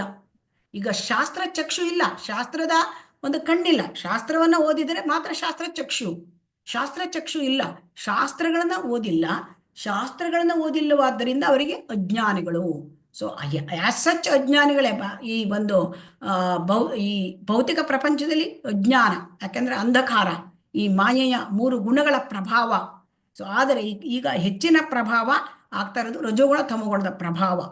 ಸೊ ಹಾಗಾಗಿ ಅವರು ಶಾಸ್ತ್ರಗಳನ್ನ ಓದ್ತಾ ಇಲ್ಲ, ಅಜ್ಞಾನಿಗಳಾಗಿದ್ದರಿಂದ ವೈದಿಕ ತತ್ವಗಳನ್ನ ಪಾಲಿಸದೆ ಅವರು ಪಶುಗಳ ತರ ಆಗಿದ್ದಾರೆ. ವೈದಿಕ ತತ್ವಗಳನ್ನ ಪಾಲಿಸದೆ ಹೋದ್ರೆ ಪರಿಣಾಮ ಏನು, ಶಿಕ್ಷೆ, ಅದು ಗೊತ್ತಿಲ್ಲ. ಯಾಕೆಂತಂದ್ರೆ ಪ್ರಕೃತಿ ನಿಯಮಗಳು ಕಠೋರ. ಪ್ರಕೃತಿ ನಿಯಮಗಳನ್ನ ಪಾಲಿಸ್ಬೇಕು. ಈಗ ನಮಗೆ ಈಗ ಭೌತಿಕ ಪ್ರಪಂಚದಲ್ಲಿ ಯಾವುದಾದ್ರೂ ಒಂದು ನಿಯಮಗಳು, ರೆಡ್ ಲೈಟ್ ಬಂದ್ರೆ ನಿಲ್ಲಬೇಕು, ಗ್ರೀನ್ ಲೈಟ್ ಬಂದ್ರೆ ಹೋಗ್ಬೋದು. ಇದೇ ನಿಯಮವನ್ನ ನಾವು ತಪ್ಪಿಸ್ಕೊಳ್ಳಿಕ್ಕೆ ಅಂದ್ರೆ ಈಗ ಹೆಚ್ಚು ಜನ ತಪ್ಪಿಸ್ಬೋದು. ಆದರೆ ಕೆಲವೊಮ್ಮೆ CCTV ಕ್ಯಾಮ್ರಾ ಇಟ್ಟಿರ್ತಾರೆ ಕೆಲವು ಕಡೆಗೆ, ಅಲ್ಲಿ ಶಿಕ್ಷೆ ಬರುತ್ತೆ. ಮನೆಗೆ ಬಂದ್ರು ನಿಮ್ಗೆ ಅಲ್ಲಿ ಮೊಬೈಲಲ್ಲಿ ನಿಮ್ದು ರೆಕಾರ್ಡ್ ಆಗಿರುತ್ತೆ, ಮತ್ತೆ ಬಂದ್ಬಿಡುತ್ತೆ ಕಂಪ್ಯೂಟರಲ್ಲಿ. ಸೊ ಆ ತರ ಇಲ್ಲಿ ಏನಾಗುತ್ತೆ, ಪ್ರಕೃತಿ ನಿಯಮಗಳು ಕಠೋರ. ಆ ತರ ಯಾವಾಗ ಇಲ್ಲಿ ರೆಕಾರ್ಡ್ ಆಗ್ಬಿಡುತ್ತೆ ಪ್ರಕೃತಿ ನಿಯಮಲ್ಲಿ. ಇಲ್ಲಿ ಏನಾಗುತ್ತೆ, ಕೆಲವೊಮ್ಮೆ ಈ ಒಂದು ಭೌತಿಕ ಪ್ರಪಂಚದಲ್ಲಿ ಕೆಲವು ನಿಯಮಗಳನ್ನ ಪಾಲಿಸದೆ ಹೋದ್ರು ನಾವು ತಪ್ಪಿಸ್ಕೊಂಡು ಬರ್ಬೋದು. ಏನೋ ಮರ್ಡರ್ ಮಾಡಿದ್ದಾರೆ, ಎವಿಡೆನ್ಸ್ ಇಲ್ಲ, ಕೋರ್ಟ್ ಬಿಡುಗಡೆ ಮಾಡ್ಬೋದು, ಈ ತರ ಬಿಡುಗಡೆ. ಆದ್ರೆ ಪ್ರಕೃತಿ ನಿಯಮಗಳು ಕಠೋರ, ಅದು ಬಿಡುಗಡೆ ಮಾಡಲ್ಲ, ಅದಕ್ಕೆ ಅನುಭವಿಸ್ಲೇಬೇಕು. ಕರ್ಮ ಬಂಧನದಲ್ಲಿ ಸಿಕ್ಕಾಕೋಬಿಡ್ತಾರೆ. ಸೊ ಹಾಗಾಗಿ ಪಾಪದ ಕೆಲಸ ಅನ್ನ ಮಾಡಬಾರ್ದು. ವೈದಿಕ ಧರ್ಮವನ್ನು ಪಾಲನೆ ಮಾಡಲಿಲ್ಲ ಅಂದ್ರೆ ಅದು ಒಂದು ರೀತಿ ಇದು ತುಂಬಾ ಕಠೋರವಾದ ಒಂದು ಶಿಕ್ಷೆ ಕೂಡ ಸಿಕ್ಬಹುದು. ಆದ್ದರಿಂದ ವೈದಿಕ ತತ್ವಗಳನ್ನು ಪಾಲಿಸದೆ ಮನುಷ್ಯರು ಪಶುಗಳ ತರ ಆಗಿದ್ದಾರೆ, ಪ್ರಾಣಿಗಳ ತರ ಆಗೋಗಿದ್ದಾರೆ. ಸೊ ಅದಕ್ಕೆ ಭಗವದ್ಗೀತೆಯಲ್ಲಿ ಕೂಡ ಹೇಳ್ತಾರೆ, ಯಹ ಶಾಸ್ತ್ರ ವಿಧಿಂ ಉತ್ಸೃಜ್ಯ ವರ್ಷತೆ ಕಾಮಕಾರತಃ. ಅಂದ್ರೆ ಯಾರು ಶಾಸ್ತ್ರ ವಿಧಿಗಳನ್ನ ಮೀರಿ ಅದನ್ನ ಮಾಡದೆ ಕರ್ಮಗಳನ್ನು ಮಾಡ್ತಾರೆ, ತಮ್ಮ ಜೀವನ ನಡೆಸ್ತಾರೆ, ಅವರಿಗೆ ಏನಾಗುತ್ತೆ, ಅವರಿಗೆ ಈ ಜೀವನದಲ್ಲಿ ಸುಖ ಇಲ್ಲ. ಐಹಿಕ ಜೀವನ ಈಗಿರ್ತಕ್ಕಂಥ ಪ್ರೆಸೆಂಟ್ ಜೀವನದಲ್ಲಿ ಸುಖ ಇಲ್ಲ. ಅವರಿಗೆ ಪರಿಪೂರ್ಣತೆಯನ್ನು ಮಾಡಲಿಕ್ಕೆ ಸಾಧ್ಯ ಇದೆಯಾ? ಇಲ್ಲ. ಅವರಿಗೆ ಪರಮ ಗುರಿ ಕೃಷ್ಣ ಸಿಗ್ತಾನ? ಇಲ್ಲ. ಸೊ ಆದ್ರಿಂದ ಶಾಸ್ತ್ರ ವಿಧಿಗಳನ್ನ ನಾವು ಪಾಲಿಸದೆ ಹೋದ್ರೆ ನಾವು ಯಾವತ್ತೂ ಕೂಡ ನಾವು ಉದ್ಧಾರ ಆಗ್ಲಿಕ್ಕೆ ಸಾಧ್ಯ ಇಲ್ಲ. ಸೊ ಅದಕ್ಕೆ ಇಲ್ಲಿ ಭಗವಾನ್ ಬುದ್ಧ ಅವತಾರ ಆಯಿತು. ಭಗವಾನ್ ಬುದ್ಧ ಅವನು ನಾಸ್ತಿಕವಾದವನ್ನು ಭಗವಾನ್ ಬುದ್ಧ ಮಾಡಿದ್ರು. ಯಾಕೆ? ನಿಂದಿಸಿ ವೇದಗಳ ನಿಂದನೆ ಮಾಡಿದ್ರೆ ನಾಸ್ತಿಕರು. ಸೊ ಆದರೆ ಆ ಕಾಲದಲ್ಲಿ ಆ ಒಂದು ಬೇಕಾಗಿತ್ತು. ಯಾಕೆಂತಂದ್ರೆ ಅಲ್ಲಿ ಹಿಂಸೆ ತುಂಬಾ ಅಧಿಕವಾಗಿತ್ತು, ಪ್ರಾಣಿ ಹಿಂಸೆ. ಜನ ಏನ್ ಮಾಡ್ತಿದ್ರು, ಆ ಪ್ರಾಣಿಗಳನ್ನ ತಿನ್ನಲಿಕ್ಕಾಗಿ ಅದಕ್ಕೆ ಹಿಂಸೆಯಿಂದ ಮಾಡ್ತಾ ಇದ್ರು. ಯಾಕೆ? ವೇದದಲ್ಲಿ ಅದನ್ನ ಹೇಳಿದೆ. ಆದ್ರೆ ವೇದದಲ್ಲಿ ಆ ರೀತಿ ಹೇಳಿಲ್ಲ ವೇದದಲ್ಲಿ. ಆದರೆ ಅದನ್ನು ತಪ್ಪಾಗಿ ಎಣಿಸಿದ್ರು ಅವರು. ವೇದದಲ್ಲಿ ಹೇಳಿದ್ದು ಅಂದ್ರೆ ವೇದದಲ್ಲಿ ಏನ್ ಹೇಳಿದ್ದಾರೆ, ಅದು ಅಮಾವಾಸ್ಯೆ ದಿನ ದೇವಿ ದೇವಸ್ಥಾನದಲ್ಲಿ ನಾನು ಬಲಿ ಕೊಟ್ಟು ಒಂದು ಪ್ರಾಣಿನ ಅದು ಸಮರ್ಪಣೆ ಮಾಡಿ ಅದನ್ನು ಕೊಂದರೆ ನನ್ನ ಮುಂದಿನ ಜೀವನದಲ್ಲಿ ನನ್ನನ್ನು ನೀನು ಕೊಂದು ತಿನ್ನಬಹುದು ಹೇಳಿ ಅವರು ಮಾಡಬಹುದಿತ್ತು. ಆದರೆ ಇದನ್ನು ತಪ್ಪರ್ಥ ಮಾಡ್ಕೊಂಡು ರ್ಯಾಂಪೆಂಟ್ ಆಗಿ ಬಹಳ ಪ್ರಾಣಿ ಹಿಂಸೆ ಮಾಡಿದ್ರಿಂದ ಭಗವಂತ ಅವತಾರ ತೆಗಿಬೇಕಾಯ್ತು, ಬುದ್ಧ ಅವತಾರವಾಯಿತು. ಆ ಬುದ್ಧ ಅವತಾರದಲ್ಲಿ ಅಹಿಂಸೋ ಪರಮೋ ಧರ್ಮ ಅಂತ ಹೇಳಿ ಬುದ್ಧ ತಿಳಿಸಿದ್ರು. ಇವೇ ವೇದಗಳನ್ನೆಲ್ಲ ಬಿಟ್ಟುಬಿಡಿ, ಅದನ್ನ ಮರೆತಿ ನನಗೆ ಶರಣಾಗಿ ಬುದ್ಧಂ ಶರಣಾಂ ಗಚ್ಚಾಮಿ, ಭಗವಂತನಿಗೆ ಶರಣಾಗುವಂತ ಅಲ್ಲೇ ಹೇಳಿದ್ದಾರೆ ಅವರು. ಸೊ ಹಾಗಾಗಿ ಆ ವೇದಗಳನ್ನ ತೆಗಿಬೇಕಾಯಿತು. ಆ ಹಿಂಸೆಯ ನಿಯಂತ್ರಣ ತಂದು ಜನರನ್ನು ಅಹಿಂಸಾ ಮಾರ್ಗದಲ್ಲಿ ನಡೆಸಲಿಕ್ಕಾಗಿ ಬುದ್ಧನ ಅವತಾರ ಆಯಿತು. ಆದರೆ ವೇದಗಳು ಹೋಯಿತು, ವೇದಗಳು ನಶಿಸಿ ಹೋಯಿತು. ಆ ವೇದಗಳನ್ನು ತರಲಿಕ್ಕಾಗಿ ಶಂಕರಾಚಾರ್ಯರನ್ನ ಕಳಿಸಿದ್ರು ಭಗವಂತ. ಶಂಕರಾಚಾರ್ಯರು ಸಾಕ್ಷಾತ್ ಶಿವನೇ. ಸೊ ಆದರೆ ಅಲ್ಲಿ ಏನು ಅವರು ಶಂಕರಾಚಾರ್ಯರು ಭಗವಂತನ ಹೇಳಿಕೆ ಪ್ರಕಾರನೇ ಮಾಡಿದ್ದಾರೆ. ಸೊ ಅವರಿಗೆ ಅಸತ್ ಶಾಸ್ತ್ರ, ಅವ್ರು ಹೇಳ್ತಾರೆ ಅಸತ್ ಶಾಸ್ತ್ರವನ್ನ ಹೇಳ್ತೇನೆ. ಅಸತ್ ಶಾಸ್ತ್ರ ಅಂದ್ರೆ ಯಾವುದು ಸರಿಯಾದ ಶಾಸ್ತ್ರ ಅಲ್ಲ, ತಪ್ಪು ಶಾಸ್ತ್ರ, ಅದು ಅಸತ್ ಶಾಸ್ತ್ರ. ಸೊ ಅಸತ್ ಶಾಸ್ತ್ರ ಮಾಡಿ ಅದ್ವೈತ ತತ್ವವನ್ನು ಹೇಳಿ ದೇವರಿದ್ದಾನೆ, ಹೌದು, ನಿರಾಕಾರ ಅಂತ ಹೇಳ್ಬಿಟ್ರು. ಸೊ ನಿರಾಕಾರ ಯಾಕೆ ಅವ್ರಿಗೆ ಅದನ್ನ ಹೇಳಬೇಕಾಗಿತ್ತು, ಕವರ್ ಮಾಡಬೇಕಾಗಿತ್ತು ಭಗವಂತನ ಕವರ್ ಮಾಡಿದ್ರೆ ಮಾತ್ರ ಈ ಒಂದು ಈ ಕಲಿಯುಗ ಮುಂದುವರಿಯುತ್ತೆ. ಅದನ್ನ ಕೃಷ್ಣನ ಇನ್ಸ್ಟ್ರಕ್ಷನ್ ಪ್ರಕಾರನೇ ಮಾಡಿದ್ರು ಅವರು. ಸೊ ಅದನ್ನ ಆ ರೀತಿ ಆಯಿತು ಶಂಕರಾಚಾರ್ಯರು. ಆವಾಗ ಏನಾಯ್ತು, ವೇದಗಳನ್ನ ಮುಂದೆ ತಂದಿರೋದ್ರಿಂದ ಅದು ಬೌದ್ಧ ಧರ್ಮ ಹೋಯ್ತು, ಅಂದ್ರೆ ಭಾರತ ದೇಶ ಬಿಟ್ಟು ಹೊರಗೋಯ್ತು. ಸೊ ಈ ರೀತಿ ಶಂಕರಾಚಾರ್ಯರು ಬಂದು ಅದ್ವೈತದ ತತ್ವವನ್ನ ಪಾಲನೆ ಅದನ್ನ ಹೇಳಿದ್ರು. ಆಮೇಲೆ ಚೈತನ್ಯ ಮಹಾಪ್ರಭುಗಳು ಬಂದ್ರು. ಚೈತನ್ಯ ಮಹಾಪ್ರಭುಗಳು ಗೌಡೀಯ ವೇದಾಂತ ಅಂದ್ರೆ ಅಚಿಂತ್ಯ ಭೇದ ಅಭೇದ ತತ್ವ. ಸೊ ಅದನ್ನ ನಮ್ಗೆ ಹೇಳ್ಕೊಟ್ರು. ಅಚಿಂತ್ಯ ಭೇದ ಅಭೇದ ತತ್ವ ಸರಿಯಾಗುತ್ತೆ, ಯಾಕಂದ್ರೆ ದೇವರು ಮತ್ತೆ ಜೀವಾತ್ಮ. ಸೊ ದೇವರು ಜೀವಾತ್ಮ ಇಬ್ಬರು ಇವರು ಅವರ ಕ್ವಾಲಿಟಿನಲ್ಲಿ ಒಂದೇ. ಸೊ ಅದರ ಪರಿಮಾಣದಲ್ಲಿ ಮಾತ್ರ, ಅದರ ಗುಣದಲ್ಲಿ ಒಂದೇ, ಪರಿಮಾಣದಲ್ಲಿ ಬೇರೆ. ಭಗವಂತ ವಿಭು, ನಾವು ಅಣು. ಸೊ ಇದನ್ನ ಅವರು ಹೇಳಿದ್ರು. ಮತ್ತೆ ಜೀವರ ಸ್ವರೂಪ ಕೃಷ್ಣೇರ ನಿತ್ಯದಾಸ. ಜೀವ ಕೆಲಸ ಭಗವಂತನನ್ನ ನಾವು ನಿತ್ಯವಾಗಿ ಸೇವೆ ಮಾಡುವುದು. ಸೊ ಇದನ್ನ ಹೇಳಲಿಕ್ಕೆ.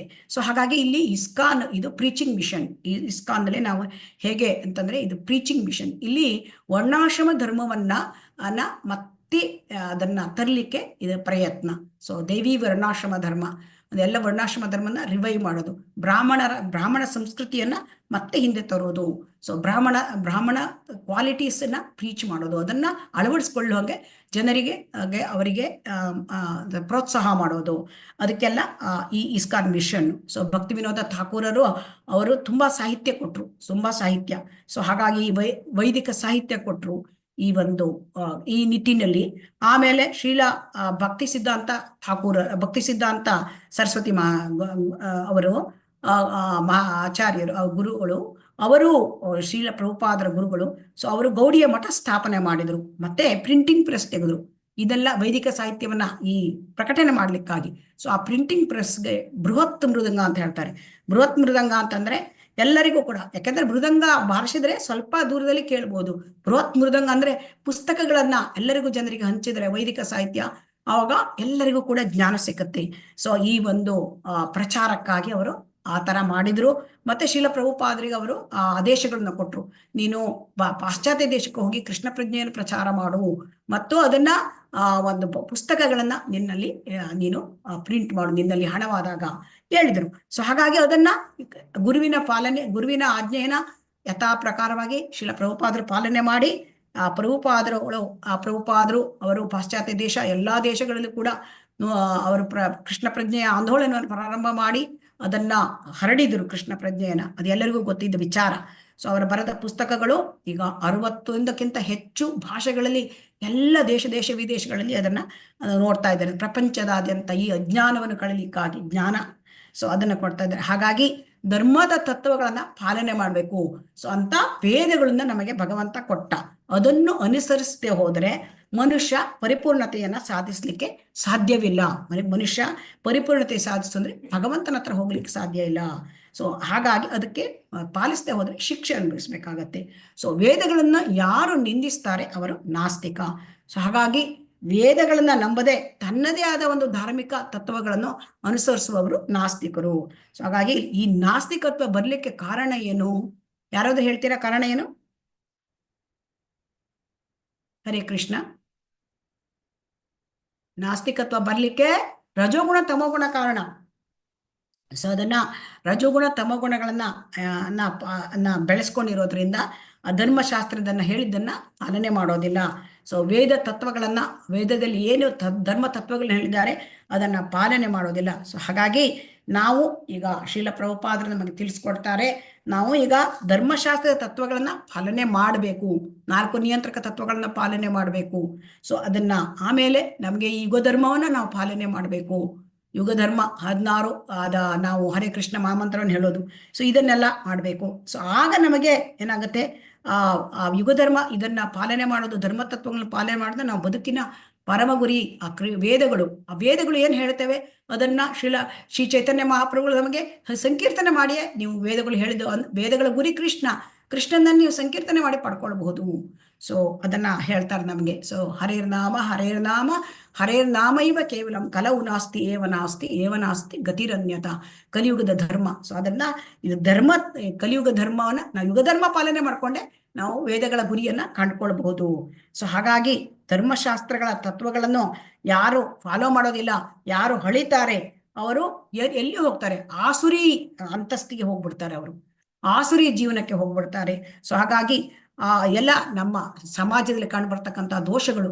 ಸೊ ಅದರ ನಿವಾರಣೆಗಾಗಿ ನಮಗೆ ಇಸ್ಕಾನ್ ಸಂಸ್ಥೆ ತುಂಬಾ ನಮಗೆ ಒಂದು ಸಮಾಧಾನ ಕೊಟ್ಟಿದೆ. ನಮಗೆ ಅಷ್ಟೊಂದು ಅವಕಾಶಗಳು ಇದೆ, ಅದನ್ನು ನಾವು ಉಪಯೋಗಿಸ್ಕೊಳ್ಬೇಕು. ಶ್ರೀಲ ಪ್ರಭುಪಾದರಂತಹ ಅವರು ಹೇಳಿರ್ತಕ್ಕಂತಹ ಈ ಬರೆದಿರ್ತಕ್ಕಂತಹ ಭಾವಾರ್ಥಗಳು ಇದರಿಂದ ನಾವು ತಿಳ್ಕೊಳ್ಬೇಕು.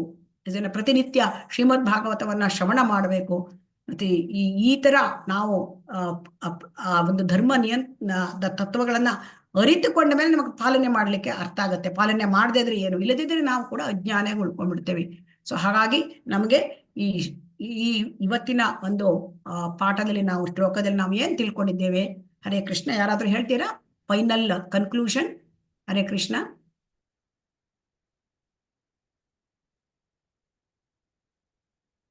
ಮಾತಾಜಿ ಹರೇ ಕೃಷ್ಣ. ವೇದಗಳನ್ನು ಭಗವಂತನಿಂದ ತಿಳ್ಕೊಂಡು ಅದು ತಂದೆ ತಾಯಿಗಳ ತರ ನಾವು ತಿಳ್ಕೋಬೇಕು. ಆಮೇಲೆ ವೇದಗಳು ಸೇತುವೆ ಇದ್ದಂಗೆ. ಮತ್ತೆ ಇದು ಬ್ರಹ್ಮಾಂಡ ಹೃದಯದಿಂದ ನಮಗೆ ವೇದಗಳು ಬಂದಿದಾವೆ ಅಂತ ಹೇಳ್ತಾರೆ.